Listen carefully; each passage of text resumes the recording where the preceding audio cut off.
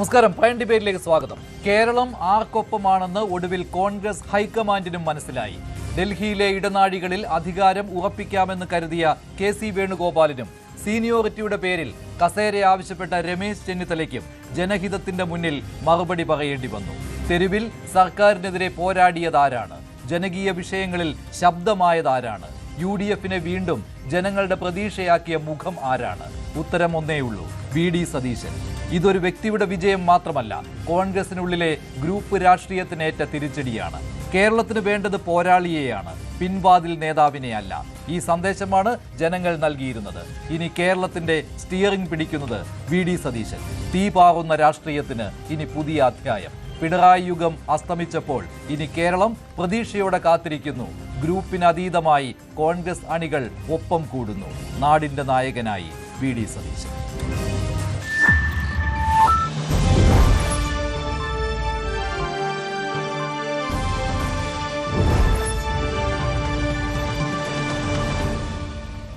കോൺഗ്രസിന്റെ നിയമസഭാ കക്ഷി യോഗം ചേരുകയാണ്. ഇപ്പോൾ VD സതീശനെ ഔദ്യോഗികമായിട്ട് നിയമസഭാ കക്ഷി നേതാവായി തെരഞ്ഞെടുക്കുവാനാണ് ഈ യോഗം ചേരുന്നത്. നേരത്തെ കോൺഗ്രസ് ഹൈക്കമാൻഡ് VD സതീശനെ മുഖ്യമന്ത്രിയായി പ്രഖ്യാപിച്ചിരുന്നു. VD സതീശൻ UDF നേതാക്കൾക്കൊപ്പം 7:30 ലോക് ഭവനിലെത്തി ഗവർണറെ കാണുക. കന്റോൺമെന്റ് ഹൌസിൽ വിവിധ നേതാക്കൾ VD സതീശനെ സന്ദർശിക്കുകയുണ്ടായി. VD സതീശൻ മുതിർന്ന നേതാക്കളെ സന്ദർശിച്ചു. AK ആന്റണിയെയും VM സുധീരനെയും വീട്ടിൽ ചെന്ന് അദ്ദേഹം കണ്ടു. അണികൾ ആഹ്ലാദത്തിലാണ്. ആഹ്ലാദ പ്രകടനങ്ങൾ പലയിടങ്ങളിലും നടക്കുന്നു. ഇന്ദിരാഭവന് മുന്നിൽ നിന്ന് അല്പസമയത്തിന് മുൻപ് ആഹ്ലാദ പ്രകടനം ഉണ്ടായിരുന്നു. ഇപ്പോൾ VV അരുൺ ചേരുകയാണ് കൂടുതൽ വിവരങ്ങളുമായി തിരുവനന്തപുരത്ത് നിന്ന്. അരുൺ, നിയമസഭാ കക്ഷി യോഗം തുടങ്ങിയല്ലോ. രമേശ് ചെന്നിത്തല യോഗത്തിൽ പങ്കെടുക്കുന്നുണ്ടോ? മനുഷ്യ നിയമസഭാ കക്ഷി യോഗം ആരംഭിച്ചിട്ടില്ല. 6:15 കൂടി തുടങ്ങാനാണ് സാധ്യത. കാരണം നേരത്തെ 4 മണിക്കാണ് അറിയിച്ചിരുന്നെങ്കിലും ACC ജനറൽ സെക്രട്ടറി ദീപാദാസ് മുൻഷിയും 2 നിരീക്ഷകരും അവർ അല്പസമയം മുമ്പ് മാത്രമാണ് തിരുവനന്തപുരം വിമാനത്താവളത്തിൽ ചാർട്ടേഡ് വിമാനത്തിൽ എത്തിയത്. അവർ ഇനി അവിടെ നിന്ന് ഇവിടേക്ക് എത്തണം. ആ കാലതാമസം കൂടിയുണ്ട്. അതിനുശേഷം നിയമസഭാ കക്ഷി യോഗം ആരംഭിക്കും. രമേശ് ചെന്നിത്തല ഈ യോഗത്തിൽ പങ്കെടുക്കില്ല എന്നാണ് നമുക്ക് ഇതുവരെ ലഭിക്കുന്ന സൂചന. അദ്ദേഹം തിരുവനന്തപുരത്തെ വീട്ടിൽ തന്നെ ഉണ്ടെന്നും ഇല്ല എന്നും പറയപ്പെടുന്നു. നമുക്ക് ലഭിക്കുന്ന വിവരമനുസരിച്ച് അദ്ദേഹം തിരുവനന്തപുരത്തെ വഴുതക്കാടുള്ള വസതിയിൽ തന്നെയുണ്ട്. അദ്ദേഹം പങ്കെടുക്കില്ല.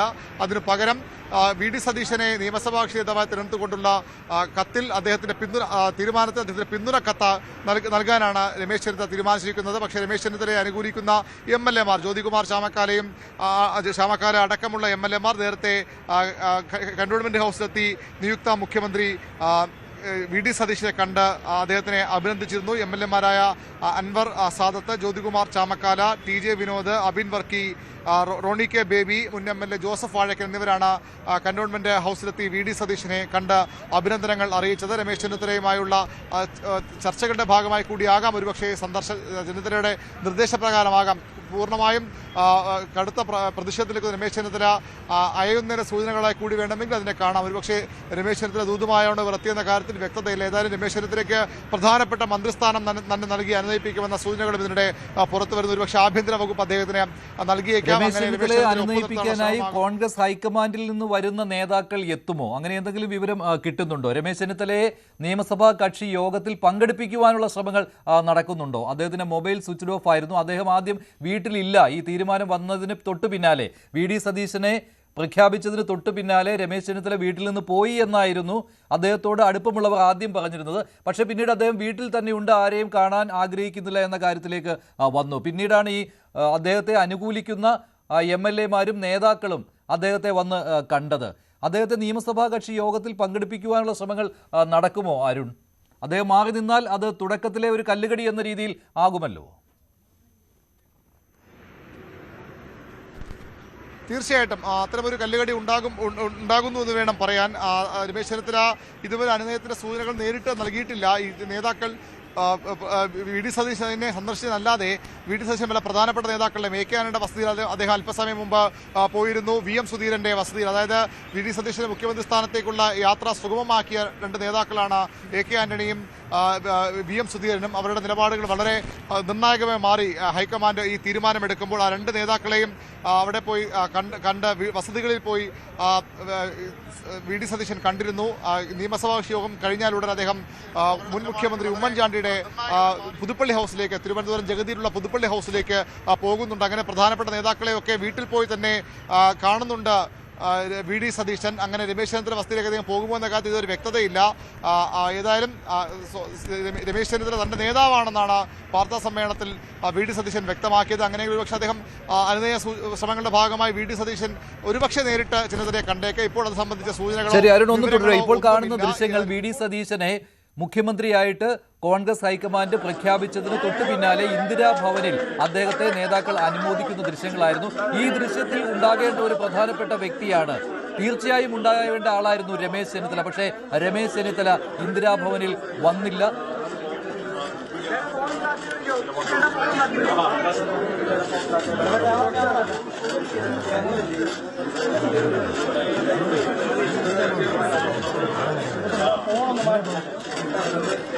കഴിഞ്ഞെങ്കിൽ ഫ്ലാഷ് ഒന്ന് മാറ്റിക്കോ.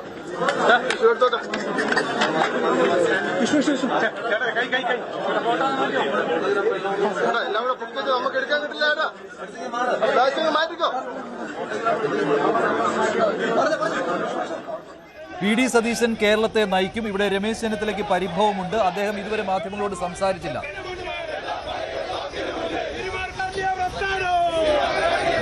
തിരുവനന്തപുരത്ത് ആഹ്ലാദ പ്രകടനം നടക്കുകയാണ്. അതിന്റെ ദൃശ്യങ്ങളാണ് ഇപ്പോൾ കാണുന്നത്.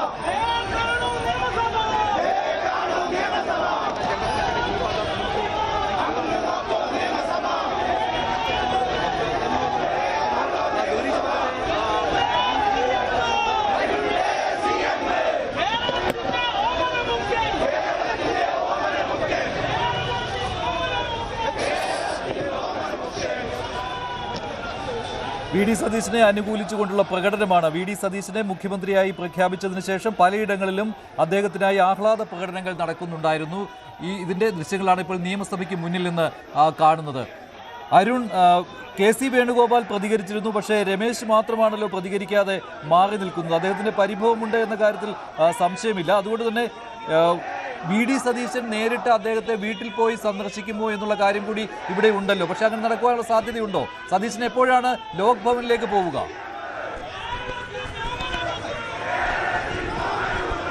7:30 ലോക് ഭവനിൽ സമയം. ഇപ്പോൾ നേരത്തെ 7 മണിയായിരുന്നു, അത് 7:30 മാറ്റിയിട്ടുണ്ട്. ഒരുപക്ഷെ അത് വീണ്ടും വൈകാനുള്ള സാധ്യതയും തള്ളിക്കളയാനാകില്ല. കാരണം ഇതുവരെ നിയമസഭാ കക്ഷിയോഗം തുടങ്ങിയിട്ടില്ല. ഇപ്പോൾ KPC ആസ്ഥാനത്തിന് മുമ്പിൽ നിന്ന് ആരംഭിച്ച ആഹ്ലാദ പ്രകടനമാണ്. നിയമസഭാ കവാട തൊട്ട് മുന്നിൽ എത്തി നിൽക്കുന്ന വലിയ പ്രവർത്തകരുടെ ആവേശം നിറഞ്ഞ പ്രകടനമാണ് ഇവിടേക്ക് ഇപ്പോൾ എത്തിച്ചേർന്നിരിക്കുന്നത്. ഈ നിയമസഭാ കക്ഷിയോഗം അവസാന ശേഷം VD സതീശനും കോൺഗ്രസിന്റെ മറ്റ് നേതാക്കളും മുന്നണി നേതാക്കളും ലോക് ഭവനിലേക്ക് പോകാനാണ് ഇപ്പോൾ തീരുമാനിച്ചിരിക്കുന്നത്. ഒരുപക്ഷെ അതിനുശേഷം ഇനി രമേശ് ചെന്നിത്തലയുടെ വസതിയിലേക്ക് പോകുമോ എന്ന കാര്യത്തിൽ വ്യക്തതയില്ല. പ്രധാനപ്പെട്ട നേതാക്കളെയൊക്കെ അദ്ദേഹം കാണുന്നുണ്ട്. രമേശ് ചെന്നിത്തലയെ കൂടി അനുനയിപ്പിച്ചാൽ മാത്രമേ ഭരണം സുഗമമായി മുന്നോട്ട് കൊണ്ടുപോകൂ. അപ്പോഴും പ്രശ്നങ്ങൾ അവസാനിക്കില്ല. KC വേണുഗോപാൽ വിഭാഗം കടുത്ത അതൃപ്തിയിലാണ്. വലിയ ഗൂഢാലോചന നടന്നുവെന്ന KC വേണുഗോപാൽ അപകീർത്തിപ്പെടുത്താൻ വലിയ ഗൂഢാലോചന നടന്നുവെന്ന വിമർശനം അവരുടെ ഭാഗത്ത് നിന്ന് ഉയർന്ന് ഇതിനകം വന്നിട്ടുമുണ്ട്. ഏതായാലും രമേശ് ചെന്നിത്തലയെങ്കിലും അനുനയിപ്പിക്കാനാകുമോ എന്ന ശ്രമം. ഒരുപക്ഷെ മഞ്ജു സൂചിപ്പിച്ച പോലെ ഡൽഹിയിൽ നിന്ന് വരുന്ന നിരീക്ഷകരും അതുപോലെ തന്നെ ദീപദാസ് മുൻഷിയും ഒക്കെ ഒരുപക്ഷെ രമേശ് ചെന്നിത്തലയുമായി ചർച്ച നടത്താനുള്ള സാധ്യത തള്ളിക്കളയാനാകില്ല. അദ്ദേഹം അത്ര പ്രധാനപ്പെട്ട നേതാവാണ്. മറ്റൊരു കാര്യമുള്ള രമേശ് ചെന്നിത്തലയ്ക്ക് മുന്നിൽ മറ്റു വഴികളില്ല എന്നത് കൂടിയാണ്. അദ്ദേഹത്തിന് ഇനിയൊരു അവസരം മുഖ്യമന്ത്രി സ്ഥാനത്തേക്ക് അത്ര എളുപ്പമല്ല. VD സതീശന്റെ കൈകളിലേക്ക് ഏതാണ്ട് നിയമസഭാ കക്ഷി വൈകാതെ മാറും. ഇപ്പോഴത്തെ ഒരു ആൾക്കുറവൊക്കെ ഒരുപക്ഷെ മാറി വന്നേക്കാം. അതുകൊണ്ട് തന്നെ ഈ ഭരണത്തോട് ചേർന്ന് പോകാൻ പോകാൻ മറ്റൊരു അവസരം അല്ലെങ്കിൽ കേന്ദ്രത്തിൽ വലിയൊരു പദവിയൊന്നും ഇനി രമേശ് ചെന്നിത്തലയ്ക്ക് ഇപ്പോൾ ഉള്ളതിനപ്പുറത്തേക്ക് പ്രതീക്ഷിക്കുക എളുപ്പമല്ല. അതുകൊണ്ട് ഒരുപക്ഷെ അദ്ദേഹവും ഇങ്ങനെ ചേർന്ന് പോകാൻ തന്നെയാണ് സാധ്യത. 2011 അദ്ദേഹം ആദ്യം മന്ത്രിസഭയിൽ നിന്ന് മാറി നിന്നെങ്കിലും പിന്നീട് ഈ മന്ത്രിസഭയുടെ ഭാഗമായി 2.5 വർഷം കഴിയുമ്പോൾ മന്ത്രിസഭയുടെ ഭാഗമായി അദ്ദേഹം മാറുകയായിരുന്നു. ചില നീക്കങ്ങളൊക്കെ അദ്ദേഹം നടത്തിയത് NSS ജനറൽ സെക്രട്ടറിയെ കൊണ്ടൊക്കെ താക്കോൽ സ്ഥാപിക്കണമെന്നൊരു പ്രസ്താവനയൊക്കെ നടത്തി തിരിച്ചു വരികയായിരുന്നു. പക്ഷേ ഇത്തവണ അതും എളുപ്പമാകാൻ ഇടയില്ല. മാറി നിന്നാൽ എന്നേക്കുമായി മാറ്റി നിർത്തപ്പെടുന്ന അവസ്ഥയിലേക്ക് രമേശ് ചെന്നിത്തല പോകാനിടയുണ്ട്. പ്രത്യേകിച്ച് സാമുദായിക സമവാക്യങ്ങൾ നോക്കുമ്പോൾ ഒരാൾ ആ സമുദായത്തിൽ നിന്ന് കുറഞ്ഞാൽ അത് പുതിയൊരാൾക്ക് വഴി തുറക്കും എന്നതുകൂടിയാണ് കാണേണ്ടത്. അതുകൊണ്ട് തന്നെ രമേശ് ചെന്നിത്തലയ്ക്ക് മറ്റു വഴികളില്ല. ഒന്നുകിൽ അദ്ദേഹം ഈ VD സതീശൻ മന്ത്രിസഭയുടെ ഭാഗമാകണം, അല്ലെങ്കിൽ അദ്ദേഹം ഒരു MLA മാത്രം തുടരണം. അതിലേതാണ് രമേശ് ചെന്നിത്തല തിരഞ്ഞെടുക്കുമെന്നാണ് അറിയേണ്ടത്. അദ്ദേഹം അടുത്ത വൃത്തങ്ങൾ പറയുന്നത് അദ്ദേഹം മന്ത്രിസ്ഥാനം ഏറ്റെടുക്കും. വളരെ പ്രധാനപ്പെട്ട വകുപ്പ്, ഒരുപക്ഷെ ആഭ്യന്തര പോലുള്ള വകുപ്പുകൾ ലഭിച്ചാൽ രമേശ് ചെന്നിത്തല ഇപ്പോഴത്തെ കടുത്ത തീരുമാനത്തിൽ നിന്ന് പിന്നോട്ട് പോകാൻ തന്നെയാണ് സാധ്യത. അല്ലെങ്കിൽ നേരത്തെയൊക്കെ ഇത്തരത്തിൽ പിണങ്ങി നിൽക്കുന്ന നേതാക്കൾക്ക് കേന്ദ്രത്തിൽ പ്രധാനപ്പെട്ട പദവികൾ, കേന്ദ്രമന്ത്രി സ്ഥാനം അടക്കമുള്ള പദവികൾ നൽകിയാണ് കോൺഗ്രസ് നേതൃത്വം അനുനയിപ്പിക്കാറുള്ളത്. പക്ഷേ ഇപ്പോൾ അത്തരമൊരു സാധ്യത അവർക്കില്ല. ഇപ്പോൾ ACCയുടെ നിരീക്ഷകരാണെന്ന് കരുതുന്നു. ഇവിടേക്ക് എത്തുന്നു, പ്രധാനപ്പെട്ട നേതാക്കളൊക്കെ ഇവിടേക്ക് എത്തുകയാണ്. സോണിയാഗാന്ധി, രാഹുൽ ഗാന്ധി, കോൺഗ്രസ് അധ്യക്ഷൻ മല്ലികാർജുൻ ഖാർഗെ, അവരോടെല്ലാം എൻ്റെ തീർത്താൽ തീരാത്ത കടപ്പാടും നന്ദിയും അറിയിക്കുകയാണ്. കോൺഗ്രസ് അതിൻ്റെ പാരമ്പര്യം ഉൾക്കൊണ്ടുകൊണ്ട് ജനവികാരം തീർച്ചയായും നിയമസഭാ സമാജിയുടെ അഭിപ്രായത്തിന് വലിയ വിലയുണ്ട്. അതെല്ലാം കണക്കിലെടുക്കുന്നതാണ്. അതോടൊപ്പം തന്നെ കേരളത്തിലെ ജനമനസ്സ് എങ്ങനെ ചിന്തിക്കുന്നു, ജനവികാരം എന്താണ്, അത് കൃത്യമായും വിലയിരുത്തി അതിനാധാരമായ രീതിയിൽ അതിനെ മാനിച്ചുകൊണ്ട് പ്രിയപ്പെട്ട VD സതീശനെ മുഖ്യമന്ത്രിയായി അവർ നിയോഗിച്ചിരിക്കുകയാണ്. ജനവികാരമാണ് ജനങ്ങളാണല്ലോ ഏറ്റവും വലിയ ശക്തി. ജനാധിപത്യത്തിൻ്റെ ശക്തി എന്ന് പറയുന്നത് ജനങ്ങളാണല്ലോ. ആ ജനങ്ങളുടെ വികാരം ഞാൻ കണ്ടത് ഈ തെരഞ്ഞെടുപ്പുകൾ, ഞാനൊക്കെ ഒരുപാട് തെരഞ്ഞെടുപ്പുകളിൽ മത്സരിച്ചിട്ടുണ്ട്, മന്ത്രിസഭാ രൂപീകരണത്തിന് സാക്ഷിയായിട്ടുണ്ട്, അകലെ നിന്ന് നിരീക്ഷിച്ചിട്ടുണ്ട്. പക്ഷെ ഈ തവണ സതീശന് കിട്ടിയതുപോലെ ഒരു വ്യാപകമായ പിന്തുണ ഞാൻ ഒരു സന്ദർഭത്തിലും കണ്ടിട്ടില്ല. പഴയ കാലത്തൊക്കെ നേതൃതലത്തിൽ ചർച്ച വരും, അല്പം കൂടെ അണികളുടെ ഭാഗത്തുനിന്നൊരു ചിന്ത വരും എന്നല്ലാതെ ജനങ്ങൾ ഇത്രമാത്രം, വീട്ടമ്മമാർ, കുട്ടികൾ, സീനിയർ സിറ്റിസൺസ്, ചെറുപ്പക്കാർ, ഇങ്ങനെ എന്താ പറയുക, ഇളം തലമുറയും മുതിർന്ന തലമുറയും ഒരേ രീതിയിൽ ഒരേ വികാരത്തോടുകൂടി പ്രതികരിച്ചത് ഞാൻ കേന്ദ്ര നേതൃത്വത്തിൻ്റെ ശ്രദ്ധയിൽപ്പെടുത്തിയ ഒരു കാര്യങ്ങളിലൊന്നാണ്. ഏതായാലും അതെല്ലാം മാനിച്ച് കേരളത്തിലെ KPCCയുടെയും പാർട്ടി നേതാക്കന്മാരുടെയും അതുപോലെ MLAമാരുടെയും ജനങ്ങളുടെയും ഒക്കെ മനസ്സ് വായിച്ചറിഞ്ഞ് അതിനനുസരിച്ച് ഏറ്റവും ഉചിതമായ തീരുമാനം, യഥാർത്ഥത്തിൽ കേരളത്തിലെ പാർട്ടിക്ക് ഇത്ര അനുയോജ്യമായൊരു തീരുമാനം ഇനി ഉണ്ടാകാനില്ല. ഏറ്റവും അനുയോജ്യമായ അത് ഞാൻ സത്യം പറഞ്ഞാൽ ഹൈക്കമാൻഡിനോട് എത്ര പറഞ്ഞാലും നന്ദി പറഞ്ഞാലും മതിയാവില്ല. അതോടൊപ്പം പ്രിയപ്പെട്ട സതീശൻ ഈ സ്ഥാനത്ത് വന്നത് തീർച്ചയായും 100% അത് സ്വാഭാവികമായ നീതിയാണ്. അദ്ദേഹമാണ് പാർട്ടി തെരഞ്ഞെടുപ്പിലേക്ക് പ്രതിപക്ഷ നേതാവ്, UDF ചെയർമാൻ എന്നുള്ള രീതിയിൽ നയിച്ചത്. ഞാൻ അഭിമാനം കൊണ്ടൊരു നിമിഷം ഞാൻ പറയാം. കേരളത്തിലെ UDF ചെയർമാനും പ്രതിപക്ഷ നേതാവുമായ VD സതീശൻ പറയുകയാണ്, 100 സീറ്റിലധികം കിട്ടും. 100 സീറ്റല്ല, 100-ലധികം സീറ്റ് കിട്ടും. ഇല്ലെങ്കിൽ ഞാൻ വനവാസത്തിൽ പോകും. ഇത്രയേറെ ആത്മവിശ്വാസം പ്രകടിപ്പിച്ച ജനങ്ങളുടെ, പ്രവർത്തകരുടെ, ജനാധിപത്യ മതേതര വിശ്വാസികളുടെ ആത്മവിശ്വാസം വളർത്തിയ അണികൾക്ക് ആത്മവിശ്വാസം കൂടുതൽ പകർന്നു കൊടുത്ത ആ ഒരു തീരുമാനം സതീശനെ കുറിച്ച് ശരിക്കും പറഞ്ഞാൽ ഒരു കോൺഗ്രസ് പ്രവർത്തകൻ, എൻ്റെ ഒരു സഹപ്രവർത്തകൻ, എൻ്റെ ഒരു അനുജൻ എന്നുള്ള നിലയിൽ എനിക്ക് വളരെ അഭിമാനം തോന്നിയ ഒരു നിമിഷമാണ്. അദ്ദേഹത്തിൻ്റെ ഓരോ തീരുമാനം പറഞ്ഞാൽ, അതുപോലെ വർഗീയ കക്ഷികളുമായി സന്ധിയില്ല എന്നുള്ള തീരുമാനം, ഞാൻ ആരെയും പേരെടുത്ത് പറയാൻ ആഗ്രഹിക്കുന്നില്ല, അത് ശരിയുമല്ലല്ലോ. പക്ഷെ ഒരു കാര്യം പറയട്ടെ, കാലാകാലങ്ങളിൽ അധികാരത്തിൽ വരുന്നവർക്ക് അവരെ പ്രീണിപ്പിച്ച് മുന്നോട്ട് പോയി തൻകാര്യം നേടുന്ന പല സാമുദായിക പ്രമാണിമാരുണ്ടല്ലോ. അവരുടെ ഒന്നും സമ്മർദ്ദങ്ങൾക്ക് വഴങ്ങാതെ അവർക്ക് കീഴ്പ്പെടാതെ ഇന്ത്യൻ നാഷണൽ കോൺഗ്രസിൻ്റെ UDFൻ്റെ മഹത്വം ഉയർത്തിപ്പിടിച്ച അതാണ് സതീശന് ജനങ്ങൾക്ക് കിട്ടിയ ഏറ്റവും വലിയ അംഗീകാരം. സതീശൻ കോൺഗ്രസിനെ ഒന്നിച്ചു ക്യാരി ചെയ്തു. UDF സംവിധാനത്തെ എല്ലാ ഘടകകക്ഷികളെയും അദ്ദേഹം ക്യാരി ചെയ്തു. പിന്നെ ഒരു കാര്യം ഞാൻ എടുത്തു പറയാൻ ആഗ്രഹിക്കുകയാണ്. കോൺഗ്രസ് പ്രവർത്തകർ ആഗ്രഹിച്ചതുപോലെ ജനങ്ങൾ ആഗ്രഹിച്ചതുപോലെ തന്നെ UDFലെ എല്ലാവരും ഘടകകക്ഷികളും സതീശനോട് വലിയ താല്പര്യമാണ് പ്രകടിപ്പിച്ചത്. അതൊക്കെ തെളിയിക്കുന്നത് മറ്റൊന്നുമല്ല, ഈ ഭരണ സംവിധാനത്തിൽ അദ്ദേഹത്തിനുള്ള വിശ്വാസം, UDFൽ അദ്ദേഹത്തിനുള്ള വിശ്വാസം, UDFിൻ്റെ നേതൃത്വത്തിൽ, UDFിൻ്റെ ഘടകകക്ഷികളിൽ, കോൺഗ്രസ് മഹാപ്രസ്ഥാനത്തിൽ അദ്ദേഹത്തിനുള്ള അചഞ്ചലമായ വിശ്വാസമാണ് പ്രകടിപ്പിക്കുന്നത്. സതീശനിൽ നിന്നും കേരളം ഒരുപാട് പ്രതീക്ഷിക്കുന്നു. കേരളം കടുത്ത സാമ്പത്തിക പ്രതിസന്ധിയിലാണെന്ന് എല്ലാവർക്കും അറിയാം. അതുപോലെ വികസന രംഗത്ത് ഏറെ മുന്നേറാൻ പറ്റിയിട്ടില്ല. അതുപോലെ പാരിസ്ഥിതിക പ്രശ്നങ്ങൾ ആരും ശ്രദ്ധിക്കുന്നില്ല. ജനങ്ങളുടെ അവകാശങ്ങൾ പലപ്പോഴും ഹനിക്കപ്പെടുന്നു.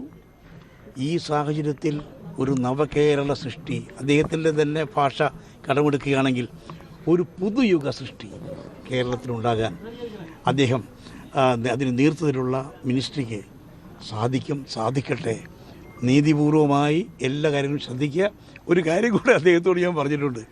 ഈ അധികാരം വരുമ്പോൾ അടുത്തുകൂടുന്ന ചില ചങ്ങാതിമാരുണ്ട്. ആ ചങ്ങാതിമാരെ കരുതലോടെ കൈകാര്യം ചെയ്യാം. പലർക്കും ഞാൻ ഉദാഹരണം പറയാം. പിണറായിക്ക് പറ്റിയ പാളിച്ചെന്താ? പുള്ളി അധികാരം ഏൽക്കുന്ന ദിവസം പറഞ്ഞത് അവതാരങ്ങളെ മാറ്റി നിർത്തുമെന്നാണ്. പക്ഷേ സർവ്വ അവതാരങ്ങളും അദ്ദേഹത്തിന് ചുറ്റും കൂടി അദ്ദേഹത്തെ നിലയിലാക്കി. അതാണ് സംഭവിച്ചത്. അതൊരു പാഠമാണ് സതീശൻ. ആ പാഠം ഉൾക്കൊണ്ടുകൊണ്ട്, ജനവികാരം ഉൾക്കൊണ്ടുകൊണ്ട് കേരളത്തിലൊരു മാതൃകാ ഭരണ സംവിധാനം, ജനാധിപത്യത്തിൽ ജനനന്മയ്ക്ക് വേണ്ടി എന്ത് ചെയ്യാൻ സാധിക്കും? വികസനം എന്ന് പറയുന്നത് ജനങ്ങളുടെ ക്വാളിറ്റി ഓഫ് ലൈഫ് അത് ഇമ്പ്രൂവ് ചെയ്യലാണ്. ആ ക്വാളിറ്റി ഓഫ് ലൈഫ് മെച്ചപ്പെടുത്തുന്നതിന് കേരളം മുൻകാലങ്ങളിൽ നേടിയ നേട്ടം, അടുത്ത കാലത്തല്ല പഴയ കാലത്ത് നേടിയ നേട്ടം, അതിൻ്റെ മാതൃക ഉൾക്കൊണ്ടുകൊണ്ട് മുന്നോട്ട് പോകാൻ എൻ്റെ അനുജന്, പ്രിയപ്പെട്ട സതീശന് സാധിക്കട്ടെ. നാടിനും ജനങ്ങൾക്കും ഒരു പുതിയ ചരിത്രം, ഒരു പുതിയ യുഗം സമ്മാനിക്കാൻ അദ്ദേഹത്തിന് സാധിക്കട്ടെ.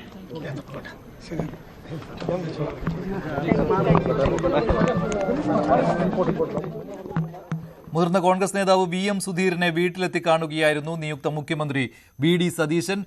താൻ VD സതീശനെ കുറിച്ച് ഹൈക്കമാൻഡിന് മുന്നിൽ കാര്യങ്ങൾ അവതരിപ്പിച്ച കാര്യം VM സുധീരൻ പറയുകയാണ്. ഉചിതമായ തീരുമാനമാണ് ഹൈക്കമാൻഡ് എടുത്തത് എന്ന് VM സുധീരന്റെ വാക്കുകൾ. നേരത്തെ AK ആന്റണിയെയും വീട്ടിലെത്തി VD സതീശൻ കണ്ടിരുന്നു. 7:30യോടുകൂടി ലോക് ഭവനിലെത്തി ഗവർണറെ കാണും VD സതീശൻ. സർക്കാർ രൂപീകരിക്കുന്നതിനുള്ള അവകാശവാദം അദ്ദേഹം ഉന്നയിക്കും. പിന്നെയുള്ളതെല്ലാം ഔദ്യോഗികമായ നടപടിക്രമങ്ങൾ മാത്രമാണ്.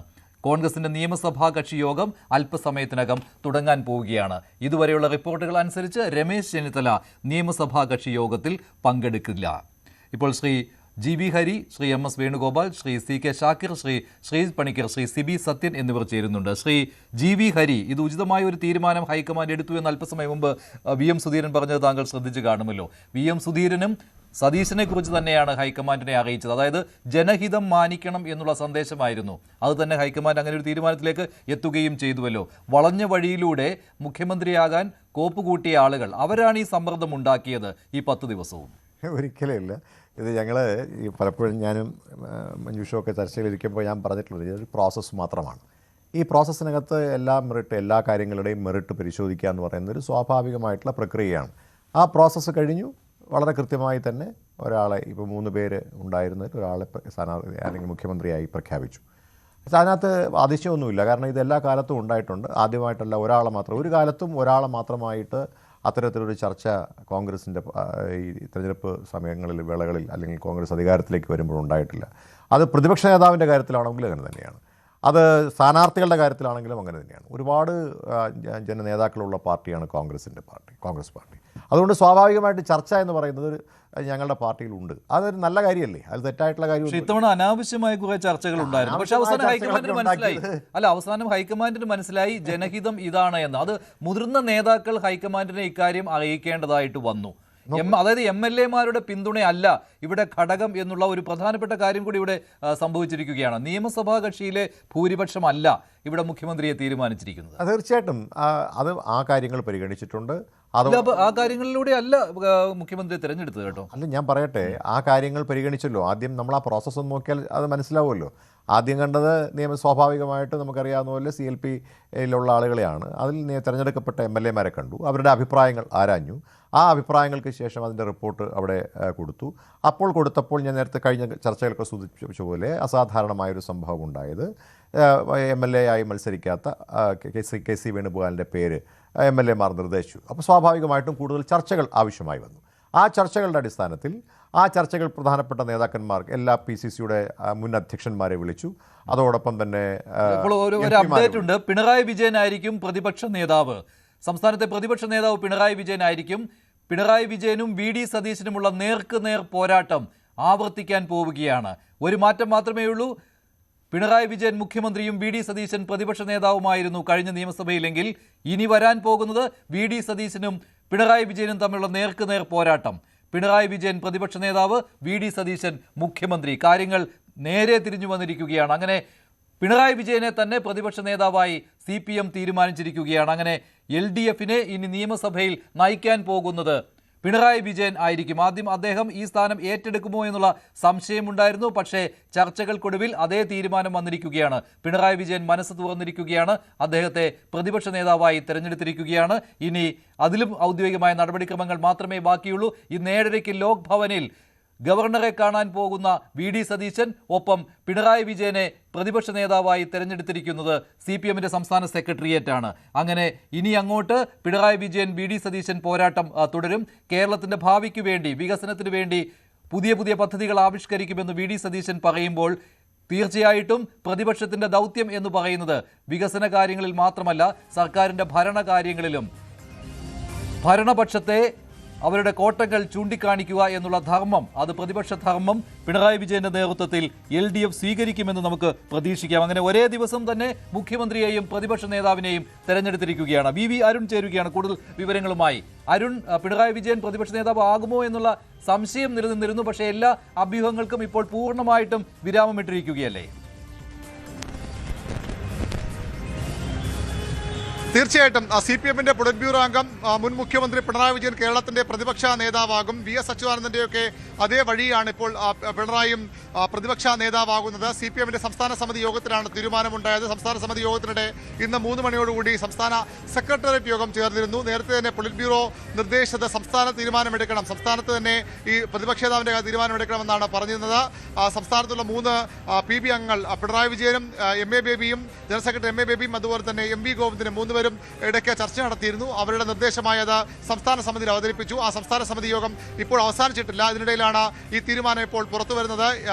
പിണറായി വിജയൻ കേരളത്തിന്റെ പ്രതിപക്ഷ നേതാവാകും. മുഖ്യമന്ത്രിയായി VD സതീശനെ പ്രഖ്യാപിച്ചതിന് തൊട്ടു പിന്നാലെ CPM തങ്ങളുടെ നിയമസഭാ കക്ഷി നേതാവായി പിണറായിയെ അനൗപചാരികമായി CPM സംസ്ഥാന സമിതി തീരുമാനിച്ചിരിക്കുന്നു. ഇനി നിയമസഭാ കക്ഷി യോഗം ചേർന്ന് പ്രതിപക്ഷ നേതാവായി പിണറായിയെ തീരുമാനിച്ചുകൊണ്ടുള്ള അത്തരത്തിൽ നടപടികളിലേക്കും കടക്കും. ഏതായാലും പിണറായി വിജയൻ പുതിയൊരു റോളിലേക്ക് മാറുകയാണ്. അദ്ദേഹത്തിന് തീർത്തും അപരിചിതമായ ഒരു റോൾ എന്ന് വേണം ഇതിനെ പറയാൻ. അദ്ദേഹം കനത്ത തോൽവി ഏറ്റുവാങ്ങിയ ഈ പശ്ചാത്തലത്തിൽ പിണറായി വിജയൻ പ്രതിപക്ഷ നേതാവിന്റെ സ്ഥാനം ഏറ്റെടുക്കുമോ എന്നുള്ള സംശയം ഉണ്ടായിരുന്നുവല്ലോ. പക്ഷേ ഇപ്പോഴത്തെ സാഹചര്യത്തിൽ പിണറായി അല്ലാതെ മറ്റൊരാൾ പ്രതിപക്ഷ നേതൃസ്ഥാനത്തേക്ക് വന്നാൽ അത് സർക്കാരിനെതിരെയുള്ള വിമർശനങ്ങൾക്ക് ആക്കം കൂട്ടുവാൻ ഉതകുന്നതല്ല എന്നുള്ള ഒരു തിരിച്ചറിവല്ലേ ഇപ്പോൾ പിണറായിയിലേക്ക് തന്നെ എത്തുവാനുള്ള കാരണം. പിന്നെ ഇത് പിണറായിയുടെ തീരുമാനവും ആണല്ലോ. അദ്ദേഹം മനസ്സ് തുറക്കാൻ അല്പം വൈകി അല്ലേ?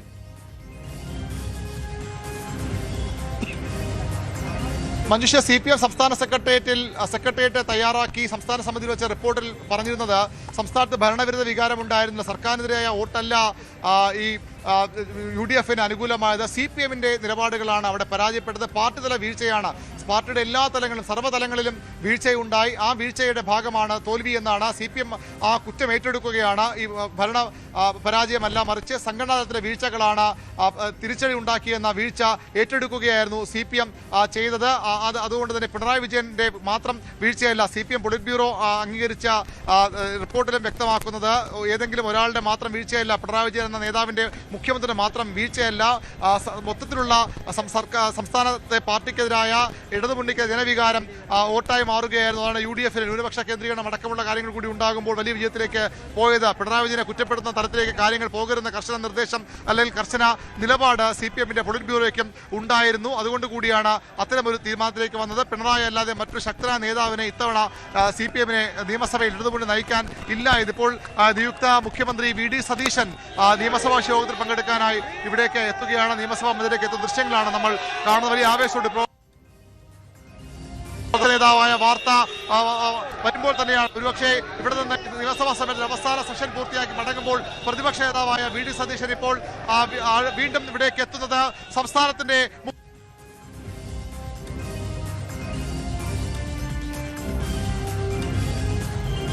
കോൺഗ്രസിന്റെ ആദ്യ നിയമസഭാ കക്ഷി യോഗത്തിൽ പങ്കെടുക്കുന്നതിനായി നിയുക്ത മുഖ്യമന്ത്രി VD സതീശൻ നിയമസഭാ മന്ദിരത്തിലേക്ക് എത്തുന്നതിന്റെ തത്സമയ ദൃശ്യങ്ങളാണ് കണ്ടത്. നിയുക്ത MLA-മാർ എത്തിക്കഴിഞ്ഞു. നിയമസഭാ കക്ഷി യോഗത്തിൽ VD സതീശനെ നിയമസഭാ കക്ഷി നേതാവായി തെരഞ്ഞെടുക്കും. അതിനുശേഷമായിരിക്കും അദ്ദേഹം ലോക് ഭവനിലെത്തി ഗവർണറെ കാണുക, സർക്കാർ രൂപീകരിക്കുന്നതിനുള്ള അവകാശവാദം ഉന്നയിക്കുക. തിങ്കളാഴ്ചയാണ് സത്യപ്രതിജ്ഞ നടക്കാൻ പോകുന്നത്. അതേസമയത്ത് തന്നെയാണ് ഇപ്പോൾ പ്രതിപക്ഷ നേതാവായി പിണറായി വിജയനെ CPM സംസ്ഥാന സമിതി തീരുമാനിച്ചിരിക്കുന്നത്. ശ്രീ GV ഹരി, എന്തായാലും ഒരേ ദിവസം തന്നെ രണ്ട് കാര്യങ്ങളും സംഭവിച്ചു. പക്ഷേ ഇത് കോൺഗ്രസിൽ മറ്റൊരു കാര്യം കൂടിയുണ്ട്. നിയമസഭാ കക്ഷി യോഗം നടക്കുമ്പോൾ രമേശ് ചെന്നിത്തലയുടെ സാന്നിധ്യം ഉണ്ടാവുകയില്ല. എനിക്കറിയില്ല അതിനെക്കുറിച്ച് കൃത്യമായിട്ട്. അദ്ദേഹം തിരുവനന്തപുരത്ത് ഇല്ല എന്നാണ് ഞാനും മനസ്സിലാക്കുന്നത്. പക്ഷേ അദ്ദേഹം തിരുവനന്തപുരത്തുണ്ട്. ഉണ്ട്, എനിക്കറിയില്ല. അദ്ദേഹം ഗുരുവായൂരിലേക്ക് പോയേക്കും നാളെ 1-ാം തീയതിയാണല്ലോ. പക്ഷേ നിലവിൽ അദ്ദേഹത്തിന്റെ പ്രസ്താവന നേരത്തെ വന്നാണ്. അദ്ദേഹം വളരെ കൃത്യമായി പറഞ്ഞിട്ടുണ്ട്, ഹൈക്കമാൻഡ് എടുക്കുന്ന ഏത് തീരുമാനമാണെങ്കിലും അദ്ദേഹം അത് അക്സെപ്റ്റ് ചെയ്യുന്നുള്ളത് നിങ്ങളെല്ലാവരും മാധ്യമങ്ങളിലൂടെ തന്നെ അദ്ദേഹം പറഞ്ഞിട്ടുള്ളൊരു പ്രധാനപ്പെട്ട കാര്യമാണ്. അതോടൊപ്പം തന്നെ അദ്ദേഹം ഇപ്പോൾ കത്ത് കൊടുത്തിട്ടുണ്ട്. ശ്രീ VD സതീശനെ അദ്ദേഹത്തിന് വരാൻ സാധിക്കാത്തൊരു സാഹചര്യത്തിൽ VD സതീശനെ പിന്തുണച്ചുകൊണ്ട് കത്ത് കൊടുക്കും എന്നും അദ്ദേഹം പറഞ്ഞിട്ടുണ്ട്. അപ്പോൾ അതുകൊണ്ട് അതിനകത്തൊരു അസ്വാഭാവികതയൊന്നുമില്ല. അദ്ദേഹം തീർച്ചയായിട്ടും ഈ സർക്കാരിന്റെ ഭാഗമായി തന്നെ ഉണ്ടാകും. പരിഭവം അദ്ദേഹത്തിനുണ്ട്, അത് സ്വാഭാവികമാണ്. അത്തരം ഒരു പരിഭവം അദ്ദേഹത്തിനുണ്ടാവും. മുതിർന്ന നേതാവാണ്, മുഖ്യമന്ത്രിയാകണമെന്ന് അദ്ദേഹം ആഗ്രഹിച്ചിരുന്നു. ഇനി അദ്ദേഹത്തിന് അങ്ങനെ ഒരു സ്ഥാനത്തേക്ക് വരുന്നതിനുള്ള ഒരു സമയമില്ല എന്നുള്ളതും അദ്ദേഹം മുൻകൂട്ടി കണ്ടിട്ടുണ്ട്. അപ്പോൾ പക്ഷേ അങ്ങനെ ഒരു പദവിയിലേക്ക് അദ്ദേഹത്തിന് വരുവാൻ സാധിച്ചില്ല. അതുകൊണ്ട് സ്വാഭാവികമായിട്ടും പരിഭവം ഉണ്ടാവും. പക്ഷേ മന്ത്രിസഭയിൽ നിന്ന് അദ്ദേഹം മാറി നിൽക്കുമോ എന്നുള്ളത് ഇനി അറിയേണ്ടതുണ്ട്. അങ്ങനെ ഒരു കാര്യം അദ്ദേഹം ചെയ്യുമോ? അത് അദ്ദേഹം സാധാരണയായിട്ട് രമേശ് ചെന്നിത്തലയെ അറിയാവുന്നവർക്ക് അറിയാവുന്നതാണ്. അദ്ദേഹം പരിഭവം കാണിക്കും. പക്ഷേ പാർട്ടിയെ പ്രതിക്കൂട്ടിലാക്കുന്ന അല്ലെങ്കിൽ സമ്മർദ്ദത്തിലാക്കുന്ന കാര്യങ്ങൾ രമേശ് ചെന്നിത്തല ചെയ്യാറില്ല. അദ്ദേഹം അത് ഹൈക്കമാൻഡിനെ ഇത്തവണ അറിയിക്കുകയും ചെയ്തിരുന്നു. മുഖ്യമന്ത്രിയാകാൻ അവസരം നൽകണം. ഇതിനു മുൻപ് പലതവണ ഹൈക്കമാൻഡിൽ നിന്ന് എതിരായിട്ട് തീരുമാനമുള്ളപ്പോൾ പോലും ഞാൻ ധിക്കരിച്ചിരുന്നില്ല എന്നുള്ള കാര്യം പറഞ്ഞിരുന്നു. ഇപ്പോൾ VD സതീശൻ നിയമസഭാ മന്ദിരത്തിലേക്ക് എത്തുന്നതിന്റെ തത്സമയ ദൃശ്യങ്ങൾ കാണുന്നു. നിയമസഭാ കക്ഷി യോഗം നടക്കുന്നത് നിയമസഭാ മന്ദിരത്തിലെ അനക്സ് ഹാളിൽ വെച്ചാണ്. അവിടെയാണ് കോൺഗ്രസിന്റെ ആദ്യ നിയമസഭാ കക്ഷി യോഗം നടക്കാൻ പോകുന്നത്. 63 നിയുക്ത MLA-മാരിൽ രമേശ് ചെന്നിത്തല ഒഴികെ 62 പേരും പങ്കെടുക്കുമെന്ന് തന്നെയാണ് പ്രതീക്ഷിക്കുന്നത്. അതിൽ KC വേണുഗോപാലിനെ കഴിഞ്ഞ നിയമസഭാ കക്ഷി യോഗത്തിൽ, അത് നിയമസഭാ കക്ഷി യോഗമെന്ന് പൂർണ്ണമായിട്ടും പറയാൻ പറ്റില്ല, ഹൈക്കമാൻഡിൽ നിന്നുള്ള നിരീക്ഷകർ പങ്കെടുത്ത നിയുക്ത MLA-മാരുടെ യോഗത്തിൽ CLP അതിൽ തന്നെ 63 MLA-മാരിൽ ഭൂരിഭാഗം പേരും KC വേണുഗോപാലിനെയാണ് പിന്തുണച്ചത്. രമേശ് ചെന്നിത്തലയ്ക്കും സതീശനുമുള്ള പിന്തുണ കുറവായിരുന്നു. പക്ഷേ ഇന്ന് വളരെ വ്യത്യസ്തമായ ഒരു രീതിയിലാണ് നിയമസഭാ കക്ഷി യോഗം ചേരാൻ പോകുന്നത്. അവിടെ VD സതീശനെ നിയമസഭാ കക്ഷി നേതാവായി തെരഞ്ഞെടുക്കേണ്ടി വരും. അതൊരു ഔദ്യോഗിക നടപടിക്രമം കൂടിയാണ്. ശ്രീജിത്ത് പണിക്കർ, എന്തായിരിക്കും ഹൈക്കമാൻഡിനെ ഇങ്ങനെയൊരു തീരുമാനമെടുക്കാൻ പ്രേരിപ്പിച്ചത്? അവസാന നിമിഷമാണല്ലോ ഈ മനംമാറ്റം വന്നത്. തീർച്ചയായിട്ടും ഞാൻ കരുതുന്നത് 3 പ്രധാനപ്പെട്ട കാരണങ്ങൾ ഇതിലുണ്ട് എന്നാണ്. ഒന്ന്, പ്രവർത്തകരുടെ വികാരം തന്നെയാണ്. പല സ്ഥലങ്ങളിലും ശ്രീ VD സതീശന് അനുകൂലമായിട്ട് പ്രകടനങ്ങൾ നടക്കുന്നു, പോസ്റ്റർ ഫ്ലെക്സ് യുദ്ധങ്ങളൊക്കെ തന്നെ നടക്കുന്നു. അപ്പോൾ അത് ഓർഗാനിക്കായിട്ട് ഉണ്ടായതല്ല എന്ന രീതിയിലത്തേക്കുള്ള ഒരു ആക്ഷേപം മറുഭാഗത്ത് നിന്ന് ഒരുപക്ഷെ അവിടെ ഉണ്ടായിരുന്നിരിക്കാം. എങ്കിൽ പോലും അത് വളരെ ഓർഗാനിക്കായിട്ട് തന്നെ ഉണ്ടായിരിക്കുന്ന ഒരു ഡെവലപ്മെന്റ് ആണ് എന്ന് പിന്നീട് സോഷ്യൽ മീഡിയയിലടക്കം കോൺഗ്രസ് പ്രവർത്തകർ മാത്രമല്ലാതെ മറ്റുള്ള പൊതു സമൂഹത്തിന്റെ ഭാഗമായിട്ടുള്ള ആൾക്കാരുടെ പ്രതികരണങ്ങളിൽ നിന്ന് കൂടി ആൾക്കാർ മനസ്സിലാക്കിയിട്ടുണ്ട് എന്നാണ് ഞാൻ കരുതുന്നത്. അതൊരു മേജർ റീസൺ ആണ്. രണ്ടാമത്തേത്, ഒരുപക്ഷെ ഏറ്റവും കൂടുതൽ പ്രാധാന്യത്തോടു കൂടി തന്നെ അവർ പരിഗണിച്ചിരിക്കാനുള്ള സാധ്യത സഖ്യകക്ഷികളുടെ വികാരമാണ്. അതിൽ വളരെ ഇൻട്രസ്റ്റിംഗ് ആയിട്ടുള്ള ഒരു കാര്യം, കോൺഗ്രസിന്റെ ലെജിസ്ലേറ്റീവ് പാർട്ടിയിൽ അംഗമാകുന്ന നിയുക്ത MLA-മാരുടെ പിന്തുണ മുഴുവനും KCക്ക് ആയിരുന്നുവെങ്കിലും അതിനേക്കാൾ കൂടുതൽ പ്രാധാന്യത്തോടു കൂടി ഒരുപക്ഷെ സഖ്യകക്ഷികളിൽ പ്രത്യേകിച്ച് മുസ്ലിം ലീഗിന്റെ ഒക്കെ തന്നെ താല്പര്യം അവിടെ പരിഗണിക്കപ്പെട്ടിട്ടുണ്ട് എന്ന് വേണം മനസ്സിലാക്കാൻ.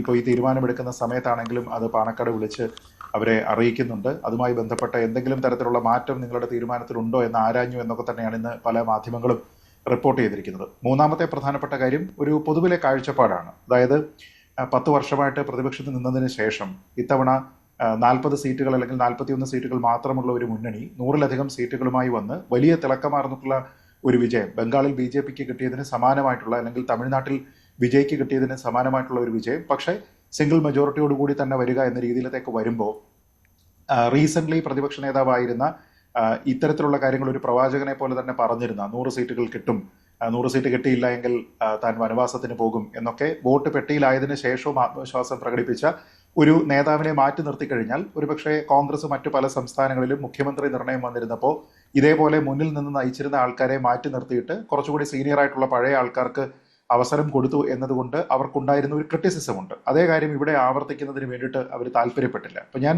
ഈ 3 കാരണങ്ങളുണ്ട് എങ്കിലും അതിൽ രണ്ടാമത്തെയും മൂന്നാമത്തെയും കാരണമാണ് കൂടുതൽ പ്രാധാന്യത്തോടുകൂടി കോൺഗ്രസ് ഹൈക്കമാൻഡ് പരിഗണിച്ചത് എന്നാണ് ഞാൻ മനസ്സിലാക്കുന്നത്. ആ തീരുമാനം എളുപ്പമായിരുന്നില്ല, പ്രത്യേകിച്ച് ഒന്നാമത്തെ കാരണം അവിടെ ഉള്ളത് കൊണ്ട് തന്നെ. പ്രത്യേകിച്ച് തിരഞ്ഞെടുക്കപ്പെട്ടിരിക്കുന്ന ഈ MLA-മാരാണ്, അവരെ വെച്ചിട്ടാണ് മന്ത്രിസഭ ഉണ്ടാക്കുന്നത്, അവരാണ് അദ്ദേഹത്തിന് പൂർണ്ണമായിട്ടുള്ള പിന്തുണ നൽകേണ്ടത്. അവരെല്ലാവരും മറ്റൊരു ക്യാമ്പിന് അവരുടെ പൂർണ്ണമായിട്ടുള്ള ലോയൽറ്റി പറഞ്ഞിരിക്കുന്ന ഒരു സാഹചര്യത്തിൽ എങ്ങനെയാണ് ഈ ഭരണം സ്മൂത്തായിട്ട് മുന്നോട്ട് കൊണ്ടുപോവുക എന്നുള്ള ഒരു വലിയ സംഘർഷമുണ്ട്. അപ്പോൾ ഒറ്റയ്ക്ക് ഞങ്ങളുടേതായിട്ടുള്ള ഒരു തീരുമാനം എടുക്കുകയും അത് അടിച്ചേൽപ്പിക്കുകയും വേണ്ട എന്ന് കോൺഗ്രസിന്റെ നേതൃത്വം തീരുമാനിച്ചതുകൊണ്ടാണ് ഈ ഡിസിഷൻ ഇപ്പോൾ ഈ 1.5 ആഴ്ചയോളം നീണ്ടുപോയിരിക്കുന്നതെന്നാണ് ഞാൻ മനസ്സിലാക്കുന്നത്. അതിൽ ഘടകകക്ഷികളുടെ പ്രത്യേകിച്ച് ലീഗിന്റെ ആവശ്യം പരിഗണിച്ചു എന്ന് പൂർണ്ണമായിട്ട് നമുക്ക് പറയാൻ കഴിയുമല്ലോ. അത് മാത്രമല്ല, ഇങ്ങനെയൊരു തീരുമാനം ഹൈക്കമാൻഡിൽ നിന്ന് വന്നതിന് ശേഷം ലീഗിന്റെ അണികളും ഇപ്പോൾ സതീശന് അനുകൂലിച്ചുകൊണ്ട് മുദ്രാവാക്യം വിളിച്ചുകൊണ്ട് തെരുവിലുണ്ട്. അതിൽ ചിലയിടങ്ങളിലെങ്കിലും ആ മുദ്രാവാക്യങ്ങൾ കേൾക്കുമ്പോൾ ചില അസ്വാഭാവികതകൾ കാണുന്നുമുണ്ട്. തുടക്കത്തിലെ നമ്മൾ നെഗറ്റീവായിട്ട് പറയുന്നത് ബുദ്ധിമുട്ടുണ്ട്, പക്ഷേ എന്നാലും ഈ ഒരു മുദ്രാവാക്യം കേട്ടു നോക്കുക.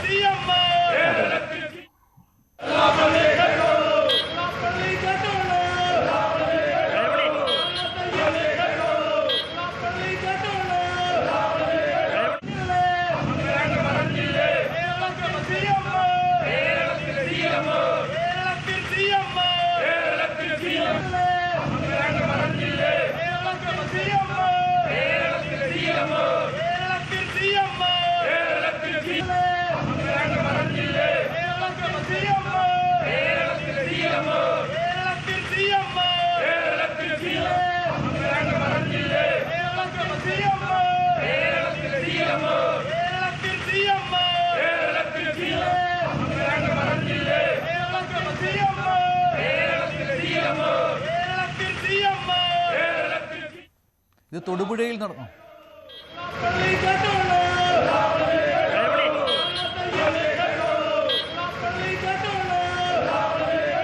ഇത് മുസ്ലിം ലീഗിന്റെ തൊടുപുഴയിൽ നടന്ന ആഹ്ലാദ പ്രകടനമാണ്.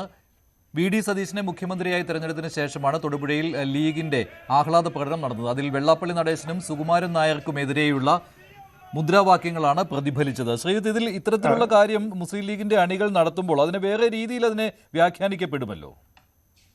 തീർച്ചയായിട്ടും അതിന്റെ ഒരു പ്രധാനപ്പെട്ട പ്രശ്നം എന്താണെന്നുള്ളത് കോൺഗ്രസിന്റെ നേതൃത്വം മനസ്സിലാക്കേണ്ടതുണ്ട്. കാരണം ഇന്നിപ്പോൾ ശ്രീ VD സതീശനെ മുഖ്യമന്ത്രിയായി പ്രഖ്യാപിച്ചതിന് ശേഷം മറ്റ് പല ആൾക്കാരും സമൂഹത്തിൽ വിവിധ രാഷ്ട്രീയ പാർട്ടികളിലുള്ള ആൾക്കാരാണെങ്കിലും കോൺഗ്രസ് ഇതര രാഷ്ട്രീയം സംസാരിക്കുന്ന ആൾക്കാരും BJP നേതാക്കളൊക്കെ തന്നെ പോസ്റ്റ് ചെയ്തിരിക്കുന്നതെല്ലാം തന്നെ ഹൈക്കമാൻഡിന് മുകളിൽ ഒരു സൂപ്പർ ഹൈക്കമാൻഡായിട്ട് മുസ്ലിം ലീഗ് പ്രവർത്തിക്കുന്നു എന്നുള്ളതാണ്. അപ്പോൾ ഈ ജയത്തിനെ അവർ ആട്രിബ്യൂട്ട് ചെയ്യുന്നത് അല്ലെങ്കിൽ സതീശനെ മുഖ്യമന്ത്രി സ്ഥാനത്തേക്ക് തീരുമാനിക്കുന്നത് കോൺഗ്രസിന്റെ ഹൈക്കമാൻഡ് അല്ല, മറിച്ച് ലീഗിന്റെ സമ്മർദ്ദം കൊണ്ടാണ് തീരുമാനം എടുത്തത്. അപ്പോൾ കൂടുതൽ അധികാരം ലീഗിനാണ് എന്ന മട്ടിലുള്ള ഒരു നറേറ്റീവ് ഉണ്ട്. അതേപോലെ തന്നെ ജമാഅത്തെ ഇസ്ലാമിയുടെ പിന്തുണ അതിന് വളരെ കാര്യമായിട്ടുണ്ട് എന്ന രീതിയിലത്തേക്കുള്ള ഒരു നറേറ്റീവ് ഉണ്ട്. ഇപ്പോൾ ഈ തൊടുപുഴയിൽ ലീഗ് പ്രവർത്തകരുടെ ആ ഒരു പ്രകടനത്തിൽ അവർ കേവലം NSSന്റെയും SNDPയുടെയും നേതാക്കന്മാർക്കെതിരെയുള്ള മുദ്രാവാക്യങ്ങൾ മാത്രമായിരുന്നില്ല, മറ്റ് 2 കാര്യങ്ങൾ കൂടി അവർ വിളിച്ചു പറഞ്ഞിരുന്നു. അതിലൊന്ന് ലീഗ് ഭരിക്കും കേരള മണ്ണ്, ലീഗ് പറയും നിയമങ്ങൾ എന്നാണ്. അപ്പൊ അതിനർത്ഥം എന്താണ്? അതിനർത്ഥം മറ്റുള്ള ആൾക്കാർ പറയുന്ന കാര്യത്തിനെ അവർ ജസ്റ്റിഫൈ ചെയ്യുകയാണ്. അതായത് രാഷ്ട്രീയമായിട്ടുള്ള ഒരു ആരോപണമോ ശ്രീ വി ഡി സതീശനെതിരെയുള്ള ഒരു അധിക്ഷേപമോ അല്ല, മറിച്ച് അവർ പറഞ്ഞിരുന്ന കാര്യങ്ങൾ പൊളിറ്റിക്കലി ശരി തന്നെയാണ് എന്ന് ഇവർ സമർത്ഥിക്കുകയാണ്. അപ്പോൾ ഈ ഒരു സമയത്ത് ഇങ്ങനെയുള്ള ചില ഘടകകക്ഷികളുടെ ഭാഗത്തു നിന്നാണെങ്കിലും ഈ രീതിയിലത്തേക്കുള്ള പ്രകോപനപരമായിട്ടുള്ള മുദ്രാവാക്യങ്ങളും മറ്റു കാര്യങ്ങളും ഉണ്ടാകുന്ന സമയത്ത് ശ്രീ വി ഡി സതീശൻ നേരത്തെ പ്രതിപക്ഷ നേതാവായിരുന്ന സമയത്ത് സ്വന്തം പാർട്ടി അംഗങ്ങളുടെ കാര്യത്തിലൊക്കെ തന്നെ അദ്ദേഹം പല കാര്യങ്ങളിലും വിട്ടുവീഴ്ചയില്ലാത്ത ഒരു സമീപനം സ്വീകരിച്ചിരുന്നു.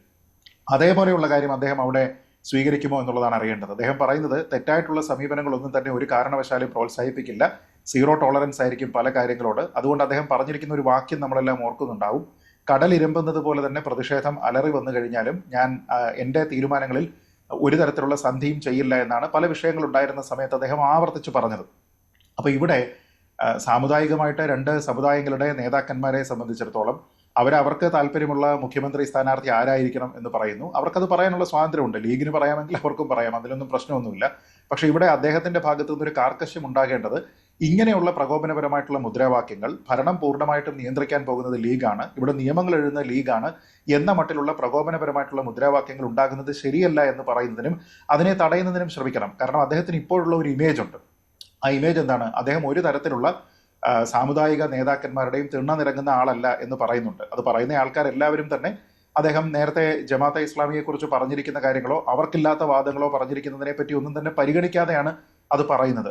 അപ്പോൾ അങ്ങനെയുള്ള മുദ്രാവാക്യങ്ങൾ ഇപ്പോൾ അദ്ദേഹം മുഖ്യമന്ത്രിയാകുന്ന ഒരു സാഹചര്യത്തിൽ ഉണ്ടാകുമ്പോൾ അതിനെ തള്ളി പറയുന്നതിനും ഇവിടെ കൂട്ടായിട്ടുള്ള ഒരു ഭരണമാണ്, അതല്ലാതെ ലീഗ് അല്ല ഇവിടെ നിയമങ്ങൾ എഴുതുന്നത്, ലീഗ് അല്ല ഇവിടെ കേരള മണ്ണ് ഭരിക്കുന്നത്, അത് UDF ആണ് എന്ന രീതിയിലത്തേക്ക് പറയാനുള്ള വ്യക്തമായ സന്ദേശം അദ്ദേഹം കൊടുക്കും. അദ്ദേഹത്തിന് നിലവിൽ അദ്ദേഹത്തിന്റെ സമീപകാലത്തെ പ്രതികരണങ്ങൾ വെച്ച് നോക്കിയാലും അദ്ദേഹം അതിന് തയ്യാറാകും എന്ന് തന്നെ നമുക്ക് പ്രതീക്ഷിക്കാം. ശ്രീ പണിക്കർ, ശ്രീ CK ഷാക്കിർ, ഇവിടെ ഈ തൊടുപുഴയിൽ ഇത്തരത്തിലുള്ള മുദ്രാവാക്യങ്ങൾ വെള്ളാപ്പള്ളി നടേശനും സുകുമാരൻ നായർക്കെതിരെയും മുഴക്കിയ അണികളെ അവർക്കെതിരെ ലീഗ് നടപടിയെടുത്തിട്ടുണ്ട് അല്ലേ?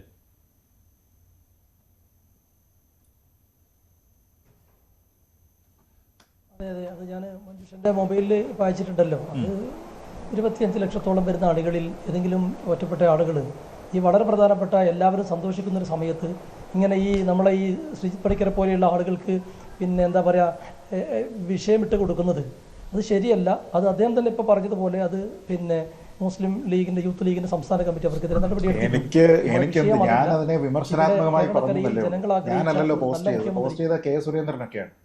അല്ല, നിങ്ങൾ ജമാഅത്ത് ഇസ്ലാമിനെ കൂടെ പറയുന്ന ആളാ. നിങ്ങൾക്ക് ജമാഅത്ത് ഇസ്ലാമിനെ പറയാതെ നിങ്ങൾക്ക് ഉറങ്ങാൻ കഴിയില്ല തോന്നുന്നുണ്ട്. അല്ല, നിങ്ങളൊരു നല്ല എല്ലാവരും ആഗ്രഹിച്ച ഒരു മുഖ്യമന്ത്രി വന്ന സമയത്ത്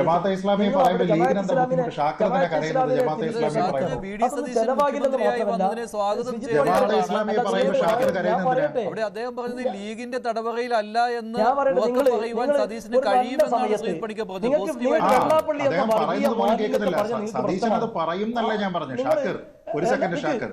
ഒരു സെക്കൻഡ് ഷാക്കർ ഒന്ന് ക്ലിയർ ആയിട്ട് പോകൂ. അതില്ലെങ്കിൽ താങ്കൾ ഇനി പറയുന്നത് മുഴുവൻ എന്നെ വെറുതെ ചീത്ത വിളിക്കുന്നതായിരിക്കും. ഞാൻ പറഞ്ഞത് വി ഡി സതീശന്റെ ട്രാക്ക് റെക്കോർഡ് ഇത്തരത്തിലുള്ള കാര്യങ്ങൾക്ക് സന്ധി ചെയ്യില്ല എന്നുള്ളതാണ്.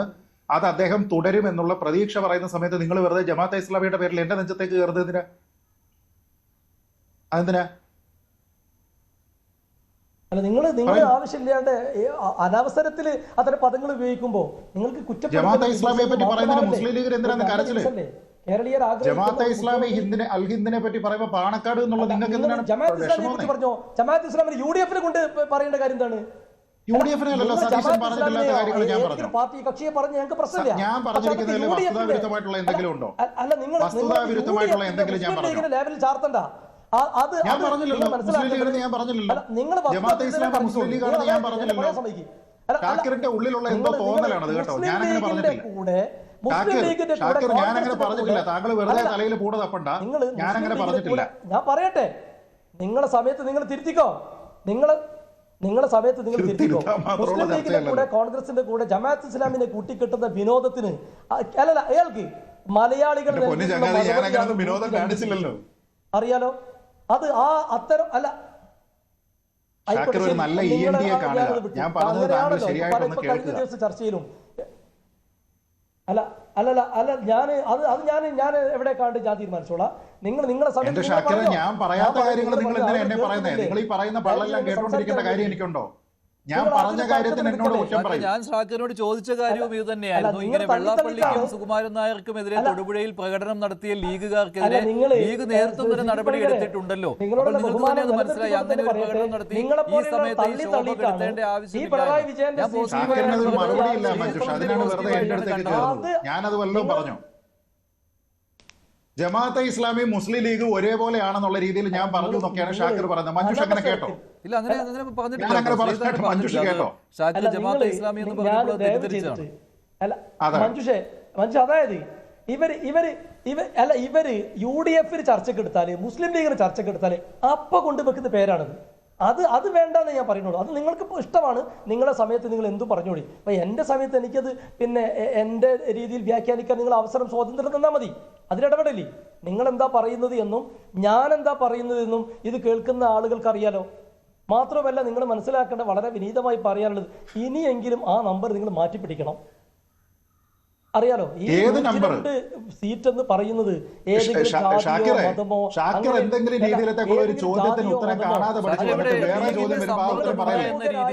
ലീഗിന്റെ സമ്മർദ്ദമുണ്ട് VD സതീശനെ തെരഞ്ഞെടുക്കാൻ എന്ന രീതിയിൽ ഒരു വിമർശനം ഉയരുന്നുണ്ട്. അത് മാത്രമാണ്, അല്ലാതെ ജമാഅത്തെ ഇസ്ലാമിയുടെ പേരിൽ നിങ്ങൾ ലീഗിന്റെ വക്താവാണ് ഷാക്കിറെ, ജമാഅത്തെ ഇസ്ലാമിയുടെ അല്ല. മറന്നു പോകുന്നു. അപ്പോൾ അതിനെ നിങ്ങൾ അതിനെ എതിർക്കണമല്ലോ. അങ്ങനെ ഒന്നില്ല എന്ന് ഷാക്കിർ മറന്നു പോകരുത്. താങ്കൾ ലീഗിന്റെ പ്രതിനിധിയാണ്, ജമാഅത്തെ ഇസ്ലാമിയുടേതല്ല. പ്ലീസ് ഷാക്കിർ, ഞാൻ താങ്കളെ ഓർമ്മിപ്പിക്കുകയാണ്, താങ്കൾ ലീഗിന്റെ വക്താവാണ്, ജമാഅത്തെ ഇസ്ലാമിയുടെ വക്താവല്ല. മറന്നു പോകരുത്. ഓർമ്മിപ്പിക്കുക. ആ ബഹുമാന്യനായ ശ്രീജിത്ത് പണിക്കരോടൊന്ന് ഒരു മിനിറ്റ് ഒന്ന് മിണ്ടാതിരിക്കാൻ പറയും. ഞാൻ പറയട്ടെ മനുഷ്യ,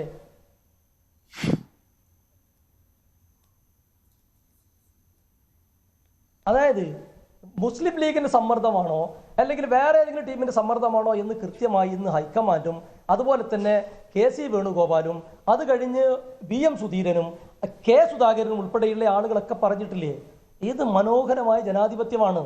ജനാധിപത്യ സൗന്ദര്യം എന്ന് പറഞ്ഞാൽ നരേന്ദ്രമോദിയുടെ ഫാഷിസമോ പിണറായി വിജയന്റെ ഏകാധിപത്യമോ അല്ല കോൺഗ്രസ്.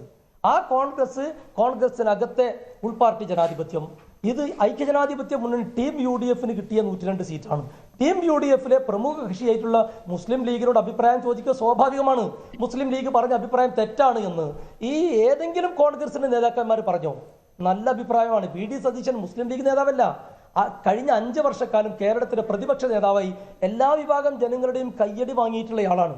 പിണറായി വിജയന്റെ ദുർഭരണത്തിന്റെ ഗതികേട്, അതിന്റെ പ്രയാസങ്ങൾ ജനങ്ങളെ ബോധ്യപ്പെടുത്തി കൊടുത്തയാളാണ്.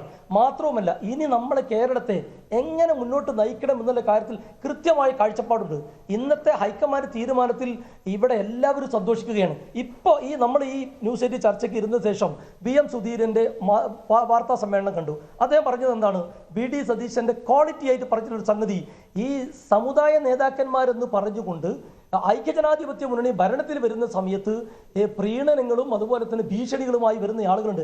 അവരോടൊക്കെ പോയി പണി നോക്കാൻ പറഞ്ഞിട്ടാണ് ഇന്ന് ഐക്യജനാധിപത്യ മുന്നണിയുടെ ടീം ലീഡറായി ക്യാപ്റ്റനായി VD സതീശനെ AICC പ്രസിഡന്റ് പ്രഖ്യാപിച്ചിട്ടുള്ളത്. അപ്പൊ പിന്നെ വെള്ളാപ്പള്ളി എന്ന വർഗീയ വിഷത്തെയും അല്ലെങ്കിൽ ശശികലയെ പോലെയുള്ള വർഗീയ മാലിന്യങ്ങളെയും അവർ UDF എടുക്കുന്ന തീരുമാനങ്ങളെ അത് മുസ്ലിം ലീഗ് ഭരിക്കും, അല്ലെ മുസ്ലിം ലീഗ് അങ്ങനെ എന്നൊക്കെ വരുത്തി തീർക്കാൻ നിങ്ങൾ ശ്രമിക്കുന്നുണ്ടെങ്കിൽ മുസ്ലിം ലീഗ് ഭരിക്കും, അതിന് സംശയമൊന്നുമില്ല. മുസ്ലിം ലീഗും കോൺഗ്രസും ചേർന്ന മുന്നണിയാണ് ഐക്യജനാധിപത്യ മുന്നണി. ആ മുന്നണിക്കാണ് കേരളത്തിലെ ജനങ്ങൾ മാൻഡേറ്റ് നൽകിയിട്ടുള്ളത്. അതിന് നിങ്ങൾ ഇനി ഇവിടെ നിന്നിട്ട് 5 വർഷം എന്തൊക്കെ വിളിച്ചു പറഞ്ഞാലും കേരളീയർ ആഗ്രഹിക്കുന്ന രീതിയിൽ മനോഹരമായ ഭരണം ഇനി കേരളക്കരയിലുണ്ടാകും. അത് VD സതീശന്റെ നേതൃത്വത്തിൽ, ബഹുമാന്യനായ PK കുഞ്ഞാലിക്കുട്ടി സാഹിബിന്റെ നേതൃത്വത്തിൽ എല്ലാ വിഭാഗം ജനങ്ങൾക്ക് വേണ്ടി നല്ല ഭരണം വരാനുള്ള ഒരു സമയമാണ്. ആ ലീഗിന്റെ പിന്തുണ എന്തായാലും ഉണ്ടാകും. പിന്തുണ വേണ്ടത് KC വേണുഗോപാലിൽ നിന്നും അതുപോലെ തന്നെ ചെന്നിത്തലയിൽ നിന്നുമൊക്കെയാണ്. അങ്ങനെ ഈ ഭരിക്കാൻ അനുവദിക്കാതെ VD സതീശനെ വട്ടം പിടിക്കുവാനാണ് ശ്രമിക്കുന്നതെങ്കിൽ അതിനെതിരെയും നിങ്ങൾ പ്രതികരിക്കണം. അതിനെതിരെയും ലീഗ് പ്രതികരിക്കണം. KC വേണുഗോപാൽ പറഞ്ഞല്ലോ, പറയുമ്പോൾ എല്ലാവരും പറയും, പക്ഷേ കോൺഗ്രസ് രാഷ്ട്രീയം അങ്ങനെയൊന്നും അല്ലല്ലോ. താങ്കൾക്ക് അറിയാവുന്ന കാര്യമാണല്ലോ. ശ്രീ MS വേണുഗോപാൽ, എന്താണ് VD സതീശനിലേക്ക് എത്താൻ കാരണമായിട്ട് താങ്കൾ കാണുന്നത്? ശരി, വേണുഗോപാൽ. ഈ നാടകാന്തം കവിത്വം എന്ന് പറയുന്ന പോലെ, നാടകാന്തം യുവത്വം എന്ന് പറഞ്ഞ പോലെ കോൺഗ്രസിൻ്റെ ഏറ്റവും യുവാവ് എന്ന് പറയാവുന്ന ഒരു മുഖ്യമന്ത്രി അവർക്ക് കിട്ടിയിരിക്കുകയാണ്. 61 വയസ്സ്. എനിക്ക് തോന്നുന്നു കെ കരുണാകരൻ ഏതാണ്ട് 60 വയസ്സിലായിരുന്നു തോന്നുന്നു 77 മുഖ്യമന്ത്രിയായത്. അത് കഴിഞ്ഞ് എ കെ ആന്റണിയും അതേപോലെ ചെറുപ്പത്തിൽ തന്നെ മുഖ്യമന്ത്രിയായ ആളാണ്. ഇപ്പോൾ വി ഡി സതീശനാണ് അത്തരത്തിൽ ഒരു 60കളുടെ തുടക്കത്തിൽ മുഖ്യമന്ത്രിയായിരിക്കുന്നത്. അദ്ദേഹത്തിന് വലിയ ഒരു രാഷ്ട്രീയ ഭാവി ഈ രണ്ട് നേതാക്കളെയും പോലെ കേരളത്തിലുണ്ട് എന്നുള്ളത് വ്യക്തമാണ്. അതിലേക്ക് അദ്ദേഹത്തിന് വരാനുള്ള വഴികൾ അദ്ദേഹം വെട്ടിത്തെളിച്ചതാണ്. അത് പരാജയങ്ങളിലൂടെ വെട്ടിത്തെളിച്ചതാണ് എന്ന് നമുക്ക് കാണാം. ആ പരാജയങ്ങളിലൂടെ വെട്ടിത്തെളിക്കാൻ അദ്ദേഹത്തിന് ഒരുപാട് പാഠങ്ങളുണ്ടായിരുന്നു. അദ്ദേഹത്തിന് കെ എസ് യുവിൻ്റെയും യൂത്ത് കോൺഗ്രസിൻ്റെയും എന്തിന് DCCയുടെ പോലും ഭാരവാഹിയാകുന്നതിന് കഴിയാത്ത വിധത്തിൽ ഗ്രൂപ്പ് പ്രശ്നങ്ങൾ കൊണ്ട് ഈ കോൺഗ്രസ് അദ്ദേഹത്തിനെ വലച്ചു. അദ്ദേഹത്തിന് അറിയാമായിരുന്നു ഈ പരിപാടിയും കൊണ്ട് പോയാൽ, ഗ്രൂപ്പ് കളിയും കൊണ്ട് പോയാൽ ഞാനും അതിൻ്റെ ചെളിക്കുണ്ടിൽ ചെന്ന് ചാടുകയുള്ളൂ, എനിക്കും രക്ഷപ്പെടാൻ കഴിയില്ല. എന്തായാലും 2021 മുതൽ 26 വരെയുള്ള കാലഘട്ടത്തിൽ അദ്ദേഹം നിയമസഭയിൽ വളരെ ഷൈൻ ചെയ്ത് തന്നെയാണ് നിന്നത്. അതിനു മുമ്പും ഉമ്മൻചാണ്ടി പ്രതിപക്ഷ നേതാവായിരിക്കുമ്പോഴും നിയമസഭയിൽ 33 അടിയന്തര പ്രമേയങ്ങളൊക്കെ അവതരിപ്പിച്ച് വളരെ ഭംഗിയായിട്ട് അദ്ദേഹം കൊണ്ടുപോയി. പക്ഷെ അന്ന് അദ്ദേഹം ഒരു ഗ്രൂപ്പിന്റെ ഭാഗമായിരുന്നു, രമേശ് ചെന്നിത്തലയുടെ ഗ്രൂപ്പിന്റെ ഗ്രൂപ്പിന്റെ ഭാഗമായിരുന്നു. അത് കഴിഞ്ഞിട്ട് മാത്രമല്ല അന്ന് ഹരിത MLA-മാരുടെ ഒരു ഗ്രൂപ്പ് ഉണ്ടാക്കി, അതിലും അദ്ദേഹം സജീവമായിരുന്നു. അവിടെ ഉമ്മൻചാണ്ടി സർക്കാരിന്റെ പല തീരുമാനങ്ങൾക്കും എതിരെ രംഗത്ത് വന്നയാൾ കൂടിയായിരുന്നു. അല്ല, അതിൽ നിന്ന് അദ്ദേഹം പാഠങ്ങൾ പഠിച്ചു എന്നുള്ളതാണ് ഞാൻ പറഞ്ഞത്. ആ പാഠങ്ങൾ അദ്ദേഹത്തിന് ഒരു കാര്യം മനസ്സിലാക്കി കൊടുത്തു. അദ്ദേഹത്തിൻ്റെ ഇൻ്റർവ്യൂ തന്നെ ഈ അടുത്ത കാലത്ത് ഒരു ചാനലിൽ ഞാൻ കണ്ടു. ഈ ബസ്സിനകത്ത് കിടന്ന് ഓടണ്ടല്ലോ, ബസ് നിൽക്കുകയാണെങ്കിൽ അന്നേരം ഓടാം. അപ്പം അദ്ദേഹം വളരെ കരുതി കൂട്ടിയാണ് നിന്നിരുന്നത്. ഗ്രൂപ്പ് കളികൾ ഇവിടെ വളരെയധികം വരുമെന്നും അത് തന്നെ വെട്ടാനുള്ളതായിരിക്കുമെന്നും അദ്ദേഹത്തിന് അറിയാം. ഈ ഗണപതി ബുദ്ധി എന്ന് പറയില്ല, അതുപോലത്തെ ഒരു ബുദ്ധിയാണ് അദ്ദേഹം അപ്പോൾ പ്രയോഗിച്ചത്. ആ ബുദ്ധിയാണ് അദ്ദേഹത്തിനെ വിജയിപ്പിച്ചത്.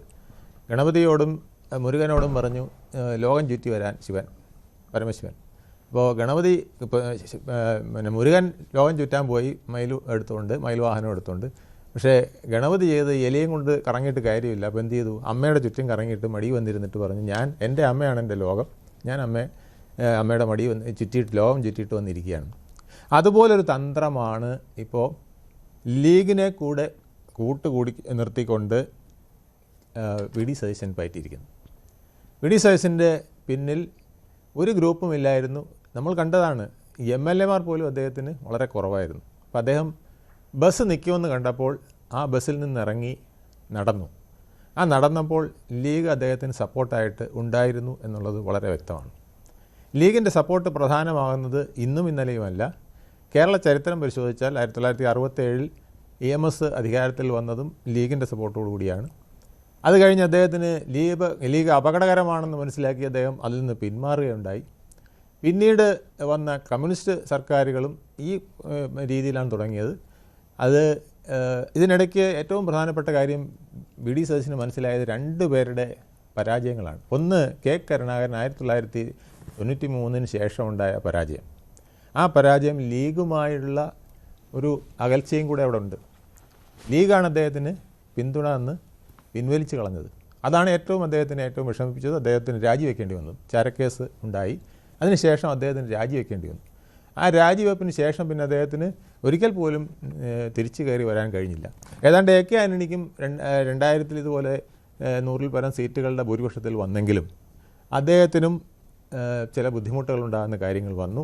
അപ്പോൾ ഉമ്മൻചാണ്ടിയും അതായത് കുഞ്ഞുമാണിയും കുഞ്ഞാപ്പയും ചേർന്നുള്ള ഒരു മുന്നണി വരികയും AK ആന്റണിക്ക് രാജിവെക്കേണ്ട കാര്യം വരെ വന്നു. അത് പറയുന്നത് വയനാട്ടിലത്തെ അക്രമവും ഒക്കെ ആണെങ്കിൽ പോലും, പിന്നെ ആദിവാസികളോടുള്ള വെടിവെപ്പും ന്യൂനപക്ഷങ്ങൾ അനാവശ്യമായി സമ്മർദ്ദം ചെലുത്തുന്നു എന്നുള്ള അദ്ദേഹത്തിന്റെ പരാമർശങ്ങളാണ് അവിടെ വിനയായത്. അപ്പോൾ അവിടെയും അദ്ദേഹത്തിന് വി ഡി സതീശൻ വളരെ ഒബ്സർവ് ചെയ്യുന്ന ഒരാളാണ്. അദ്ദേഹത്തിന് മനസ്സിലായി ലീഗിനെ തൻ്റെ കൂടെ നിർത്തുന്നതാണ് ഏറ്റവും വലിയ ശക്തി. ലീഗ് ശരിക്കും പറഞ്ഞാൽ 57 മുതൽ വളരെ ശക്തമായി നിന്നിരുന്നത്, കേരളത്തിൽ ശക്തമായി നിന്നിരുന്ന ഒരു സംഘടനയാണ് ലീഗ്. ആ ലീഗിൻ്റെ ശക്തി അവരെല്ലാ കാലത്തും അത്തരത്തിൽ പുറത്തെടുത്തിട്ടുണ്ട്.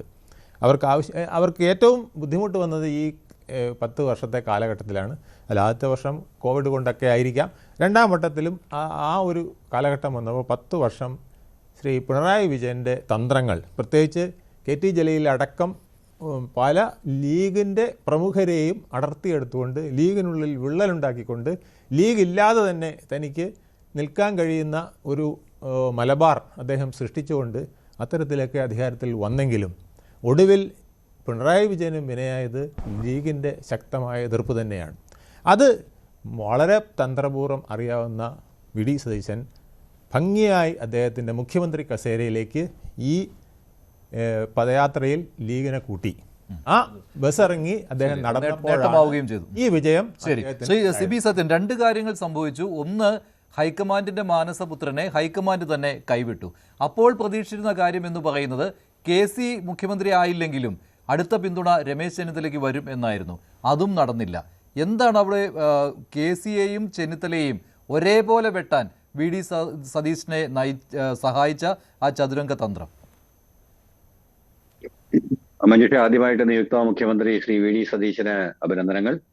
അപ്പൊ നമ്മൾ ഈ വളരെ ഇൻട്രസ്റ്റിംഗ് ആയ കുറച്ച് ദിവസങ്ങളാണ് കേരള രാഷ്ട്രീയത്തിൽ കടന്നുപോയത്. അപ്പൊ ഇതിനകത്ത് നമ്മൾ മനസ്സിലാക്കേണ്ടത്, പതിവില്ലാതെ ഇത്രയും MLA-മാരുടെ പിന്തുണ ഉണ്ടായിട്ടും ഉള്ള നേതാക്കളെ ഒഴിവാക്കിക്കൊണ്ട് വളരെ വ്യത്യസ്തമായൊരു നിയമന പ്രോസസ്സ് നടന്നിരിക്കുകയാണ്. അപ്പം ഇതിനകത്ത് ഒന്നെന്ന് പറയുന്നത് ഘടകകക്ഷികളുടെ പിന്തുണ, പ്രത്യേകിച്ച് മുസ്ലിം ലീഗിന്റെ പിന്തുണ VD സതീശന്റെ നിയമനത്തിൽ അതിശക്തമായ പങ്ക് വഹിച്ചു എന്നാണ് മനസ്സിലാക്കുന്നത്. കാരണം ഒരുപക്ഷെ പത്രപ്രസ്താവനകളിലൂടെയും കോൺഗ്രസ് ഹൈക്കമാൻഡിനെ നേരിട്ട് അറിയിക്കുന്നതിനും അപ്പുറത്തേക്ക് മുസ്ലിം ലീഗ് കുറച്ചുകൂടി കടന്ന് പ്രിയങ്ക ഗാന്ധിയുമായിട്ട് കമ്മ്യൂണിക്കേഷൻ നടത്തുകയും തങ്ങളുടെ വികാരം കൃത്യമായി അറിയിക്കുകയും ചെയ്തതാണ് ഒരു പരിധിവരെ ഈ തീരുമാനത്തിലേക്ക് നയിച്ചത് എന്നാണ് ചില വൃത്തങ്ങളിൽ നിന്ന് നമുക്ക് മനസ്സിലാകുന്നത്. അതായത് പ്രിയങ്ക ഗാന്ധിയുടെ സ്വാധീനമാണ് രാഹുൽ ഗാന്ധിയെ കൊണ്ട് ഇത്തരം ഒരു തീരുമാനം എടുപ്പിക്കാൻ അല്ലെങ്കിൽ ഇത്തരം ഒരു തീരുമാനത്തിലേക്ക് എത്തുന്നതിൽ ഏറ്റവും പ്രധാനപ്പെട്ടതായത് എന്ന് ചില അൺകൺഫേംഡ് റിപ്പോർട്ടുകളിൽ നിന്ന് മനസ്സിലാക്കാൻ പറ്റുന്നുണ്ട്. അപ്പൊ എന്തായാലും ഈ പറഞ്ഞതുപോലെ മുസ്ലിം ലീഗ് ആണ് ഇതിനകത്ത് ഏറ്റവും പ്രധാനപ്പെട്ട പങ്ക് വഹിച്ചത്. ഒബിയസ്ലി എനിക്ക് തോന്നുന്നില്ല, നേരത്തെ പറഞ്ഞതുപോലെ പൊതുജന രോഷം ഒരു വലിയ ഘടകമായിട്ട് അവരെടുത്തിട്ടുണ്ട് എന്നുള്ളത്. കാരണം പൊതുജന രോഷം പലപ്പോഴും ഈ പറഞ്ഞ സൃഷ്ടിക്കപ്പെടുന്നതാകാം. സോഷ്യൽ മീഡിയയെ കൃത്യമായിട്ട് മാനിപ്പുലേറ്റ് ചെയ്യാനും ട്വിസ്റ്റ് ചെയ്യാനും കഴിയുമെന്നത് നമ്മളുടെ എത്രയോ ഇലക്ഷനുകളിൽ എത്രയോ സംഭവങ്ങളിൽ ഇന്ത്യയിൽ മാത്രമല്ല ലോകം മൊത്തം നമ്മൾ കണ്ടതാണ്. പക്ഷെ അതിനെ അപകടകരമായ രീതിയിലേക്ക് തിരിക്കാനും പറ്റും. ഒരു പക്ഷേ VD സതീശന് ഈ സ്ഥാനം കൊടുത്തില്ലായിരുന്നെങ്കിൽ സോഷ്യൽ മീഡിയയിലും തെരുവുകളിലും ഒക്കെ ചിലപ്പോൾ വലിയ സമരങ്ങളും പ്രശ്നങ്ങളും ഒക്കെ ഉണ്ടാകുമായിരുന്നേനെ. പക്ഷെ എന്തായാലും രണ്ട് കാര്യങ്ങളാണ് സംഭവിച്ചിരിക്കുന്നത്. ഒന്ന് എന്ന് പറയുന്നത് ആ ഒരു പൊതുജന വികാരവും ഘടകകക്ഷികളുടെ സമ്മർദ്ദവും ഹൈക്കമാൻഡ് കൃത്യമായിട്ട് ഉൾക്കൊണ്ടു. രണ്ടാമത്തത് എനിക്ക് തോന്നുന്നത് കുറച്ചുകൂടെ ഒരു ട്വിസ്റ്റാണ്. കാരണം സിബി സത്യൻ, എല്ലാ ഘടകകക്ഷികളും സതീശനാണ് പിന്തുണയുമായിട്ട് വന്നിട്ടുള്ളത്. അതിൽ PJ ജോസഫിന്റെ നിലപാട് എന്ന് പറയുന്നത് തെരഞ്ഞെടുക്കപ്പെട്ട ആളിൽ നിന്ന് ഒരു മുഖ്യമന്ത്രി ഉണ്ടാവട്ടെ എന്നായിരുന്നു. അവിടെ KCക്ക് അല്ല പിന്തുണ. അതെ. അപ്പൊ അവിടെ അവര് കോമൺ ആയിട്ടൊരു പിന്തുണ പ്രഖ്യാപിച്ചതല്ലോ. പക്ഷേ മുസ്ലിം ലീഗാണ് അതിശക്തമായ ഒരു നിലപാടെടുത്തത് ഇക്കാര്യം. പിന്നെ അതുപോലെ രസകരമായ മറ്റൊരു കാര്യം എന്ന് പറയുന്നത്, ഹൈക്കമാൻഡ് ഒരു പുതിയ കീഴ്വഴക്കം ആരംഭിച്ചു. അതായത് തെരഞ്ഞെടുക്കപ്പെട്ട MLA-മാരുടേതിനേക്കാൾ ഉപരിയായിട്ട് ഈ പറഞ്ഞതുപോലെ പൊതുജന രോഷവും പൊതുജനങ്ങളെ മാനിപ്പുലേറ്റ് ചെയ്യാനുള്ള ശേഷി, അതായത് സോഷ്യൽ മീഡിയയെ കൃത്യമായിട്ട് ഉപയോഗിച്ചുകൊണ്ട് രംഗത്ത് വരാനുള്ള ഒരു ശേഷിയൊക്കെ കണക്കിലെടുക്കുമെന്നുള്ളത് നമ്മൾ മനസ്സിലാക്കേണ്ട ഒരു കാര്യം. നമ്മുടെ ഈ മാനിപ്പുലേഷൻ അല്ല, മാനിപ്പുലേഷൻ എന്ന വാക്കല്ല ഞാൻ ഉദ്ദേശിച്ചത്. മാനിപ്പുലേഷൻ നെഗറ്റീവായിട്ടല്ല ഉദ്ദേശിച്ചത്, ആംപ്ലിഫൈ ചെയ്യാനുള്ള കപ്പാസിറ്റി. അപ്പൊ നമ്മൾ പറയുന്ന ഒരു സംഗതി എന്ന് പറയുന്നത്, ഇതിനകത്ത് ഈ 3 നേതാക്കന്മാരെ എടുത്തു നോക്കുക. ഇതിനകത്ത് ഏറ്റവും ഗംഭീരമായിട്ട് സോഷ്യൽ മീഡിയ ഉപയോഗിക്കാൻ അറിയാവുന്ന, ഏറ്റവും നല്ല ആ ഒരു ആധുനിക രീതികളോട് കുറച്ചുകൂടെ താതാത്മ്യം പ്രാപിച്ച ഒരു നേതാവാണ് ശ്രീ VD സതീശൻ. ഈ കഴിഞ്ഞ ഇലക്ഷന് നമ്മൾ എടുത്ത് നോക്കുകയാണെങ്കിൽ, കഴിഞ്ഞ കേരളത്തിലെ ഇലക്ഷൻ സംബന്ധിച്ച് ഈ സ്ഥാനാർത്ഥി നിർണയത്തിലൊന്നും ശ്രീ VD സതീശൻ വലിയൊരു പങ്ക് വഹിച്ചതായിട്ട് നമ്മൾ എവിടെയും കണ്ടില്ല. 1-2 സ്ഥാനാർത്ഥികൾക്ക് വേണ്ടിയിട്ട് അദ്ദേഹം പടപൊരുതി എന്നല്ലാതെ ഭൂരിഭാഗം തങ്ങളുടെ സ്ഥാനാർത്ഥികളെ നിർത്തണമെന്നോ അത്തരത്തിലുള്ള യാതൊരു സമ്മർദ്ദ തന്ത്രവും ശ്രീ VD സതീശൻ ഇവിടെ നടത്തിയിട്ടില്ല. അതിന് പകരം അദ്ദേഹം വളരെ കൃത്യമായിട്ടൊരു ജനനായകനായിട്ട് മാറാനുള്ള ശ്രമങ്ങളാണ് നടത്തിയത്. നമ്മൾ കണ്ടുപഠിക്കേണ്ട ഒരു നല്ല പൊളിറ്റിക്കൽ ലെസണാണത്. അതായത് സാധാരണഗതിയിൽ നമുക്കറിയാം, ഏതൊരു ഇലക്ഷനിലും തിരഞ്ഞെടുക്കപ്പെടുന്ന MLA-മാരുടെ സപ്പോർട്ട്, അവരുടെ പിന്തുണ, അവരെ കൂടെ നിർത്തുക, എന്റെ സ്ഥാനാർത്ഥികളെ നിർത്തിയിട്ട് വിജയിപ്പിച്ചെടുക്കുക, അവർക്ക് ആവശ്യമായ സഹായ സഹകരണങ്ങൾ ചെയ്യുക തുടങ്ങിയ ഒരുപാട് ഈ കിഡ് പ്രോക്കോ പോലെയുള്ള ഒരുപാട് സംഭവങ്ങൾ ഈ തെരഞ്ഞെടുപ്പ് രാഷ്ട്രീയത്തിൽ എപ്പോഴും ഉണ്ടാവാറുണ്ട്. പക്ഷെ ഇവിടെ വളരെ ഡിഫറെന്റ് ആയിട്ട് ഇത്തവണ കണ്ട ഒരു സംഗതി എന്ന് പറയുന്നത്, ശ്രീ VD സതീശൻ ഇത്തരം സ്ഥാനാർത്ഥി നിർണയ പ്രക്രിയയിലോ അല്ലെങ്കിൽ അതുപോലുള്ള സംഭവങ്ങളിലോ ഒന്നും അതിഗംഭീരമായിട്ടോ അല്ലെങ്കിൽ ഓവറായിട്ടോ ഇടപെട്ടില്ല. ഒരുപക്ഷെ നമ്മൾ കോൺഗ്രസിന്റെ ഇത്തവണത്തെ അല്ലെങ്കിൽ UDFന്റെ ഇത്തവണത്തെ ഒരു ഇലക്ട്രൽ ഹിസ്റ്ററി എടുത്ത് നോക്കുകയാണെങ്കിൽ ഇത്തരം കാര്യങ്ങൾ ഭൂരിഭാഗവും കൈകാര്യം ചെയ്ത ശ്രീ KC വേണുഗോപാലാണെന്ന് നമുക്ക് കാണാൻ കഴിയും. അദ്ദേഹമാണ് കൃത്യമായിട്ട് സ്ഥാനാർത്ഥി നിർണയത്തിലും ഓരോ സ്ഥലങ്ങളിൽ ഏത് സ്ഥാനാർത്ഥി നിർത്തിയാൽ വിജയിപ്പിച്ചെടുക്കാം തുടങ്ങി എല്ലാ കാര്യങ്ങളും വളരെ കൃത്യമായിട്ട് നോക്കി മനസ്സിലാക്കി അതിനനുസരിച്ച് ഈ പറഞ്ഞതുപോലെ സ്ഥാനാർത്ഥികളെ നിർത്തി ഇലക്ഷൻ സ്ട്രാറ്റജി ഉണ്ടാക്കി എല്ലായിടത്തും കൃത്യമായിട്ട് ഫണ്ടുകൾ എത്തിക്കാനും ഒക്കെ നേതൃത്വം കൊടുത്ത് ഈ തെരഞ്ഞെടുപ്പിന്റെ ചക്രം ചലിപ്പിച്ച ഒരാൾ ശ്രീ കെ സി വേണുഗോപാലാണ്.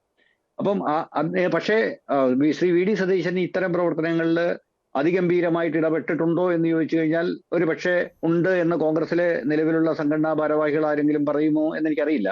പക്ഷെ അതിനുപുറത്തായിട്ട് ശ്രീ വി ഡി സതീശൻ ചെയ്തൊരു സംഭവം എന്ന് പറയുന്നത് ജനങ്ങളെ ഒരു മാസിനെ എങ്ങനെ ഇളക്കി മറിച്ച് ഒരു ജനങ്ങളുടെ ലീഡറായിട്ട് എങ്ങനെ മാറാം എന്നുള്ള ഒരു പുതിയ രസതന്ത്രം മുന്നോട്ട് കൊണ്ടുവരികയാണ് ചെയ്തത്. അപ്പോൾ അതിമാരകമായിട്ട് അദ്ദേഹം മുന്നോട്ട് വെച്ച ഈ ഒരു ആശയം കേരളത്തിലെ മുഴുവൻ ജനങ്ങളും വി ഡി സതീശൻ എന്ന ഒരു ആശയത്തോട് ഐക്യപ്പെടത്തക്ക രീതിയിൽ അദ്ദേഹം കേരളത്തിന് വേണ്ടി ഒരു പുതിയ വിഷൻ മുന്നോട്ട് വെക്കുന്നു. അദ്ദേഹം കേരളത്തിന് വേണ്ടിയിട്ട് ആധുനികതയെ പറ്റി സംസാരിക്കുന്നു, ആധുനിക കേരളത്തെ പറ്റി സംസാരിക്കുന്നു, അദ്ദേഹം നിലപാടുകളെ പറ്റി സംസാരിക്കുന്നു. അദ്ദേഹം സാധാരണഗതിയിൽ ചെയ്യുന്ന ഇലക്ഷനീറിംഗ് അല്ലെങ്കിൽ ഇലക്ഷൻ എഞ്ചിനീയറിംഗിൽ ഒന്നും പങ്കെടുക്കുന്നേയില്ല. എന്നിട്ട് അവസാനം ഈ ഒരു ശക്തി വെച്ച് അത് ഒരു തരത്തിൽ പറഞ്ഞാൽ വളരെ അസാധാരണമായ ഒരു വളർച്ചയാണ് അദ്ദേഹത്തിന്. 2011 മന്ത്രിസഭയിൽ സ്വാഭാവികമായിട്ട് ഇടം ഉണ്ടാകേണ്ടിയിരുന്ന എന്നാൽ ഇടം കിട്ടാതെ പോയ തിരസ്കരിക്കപ്പെട്ട ഒരു MLA യിൽ നിന്ന് അദ്ദേഹത്തിന്റെ കഴിഞ്ഞ 15 വർഷങ്ങൾ കൊണ്ട് കേരളത്തിന്റെ മുഖ്യമന്ത്രി സ്ഥാനത്തേക്കുള്ള ഒരു വളർച്ച എന്ന് പറയുന്നത് അതിഗംഭീരമാണ്. ഒരു മനോഹരമായ പൊളിറ്റിക്കൽ ലെസണാണ്. അത് നമ്മൾ കാണാതെ പോകരുത്. ശരി, ചർച്ചയിലേക്ക് വരാം. ഒരു ഇടവേള വേണം. അതുകൊണ്ടാണ് 7:30 ലോക് ഭവനിലെത്തി വി ഡി സതീശൻ ഗവർണറെ കാണുമെന്നാണ് ഇപ്പോഴുള്ള വിവരം. സർക്കാർ രൂപീകരിക്കുന്നതിനുള്ള അവകാശവാദം അദ്ദേഹം ഉന്നയിക്കും.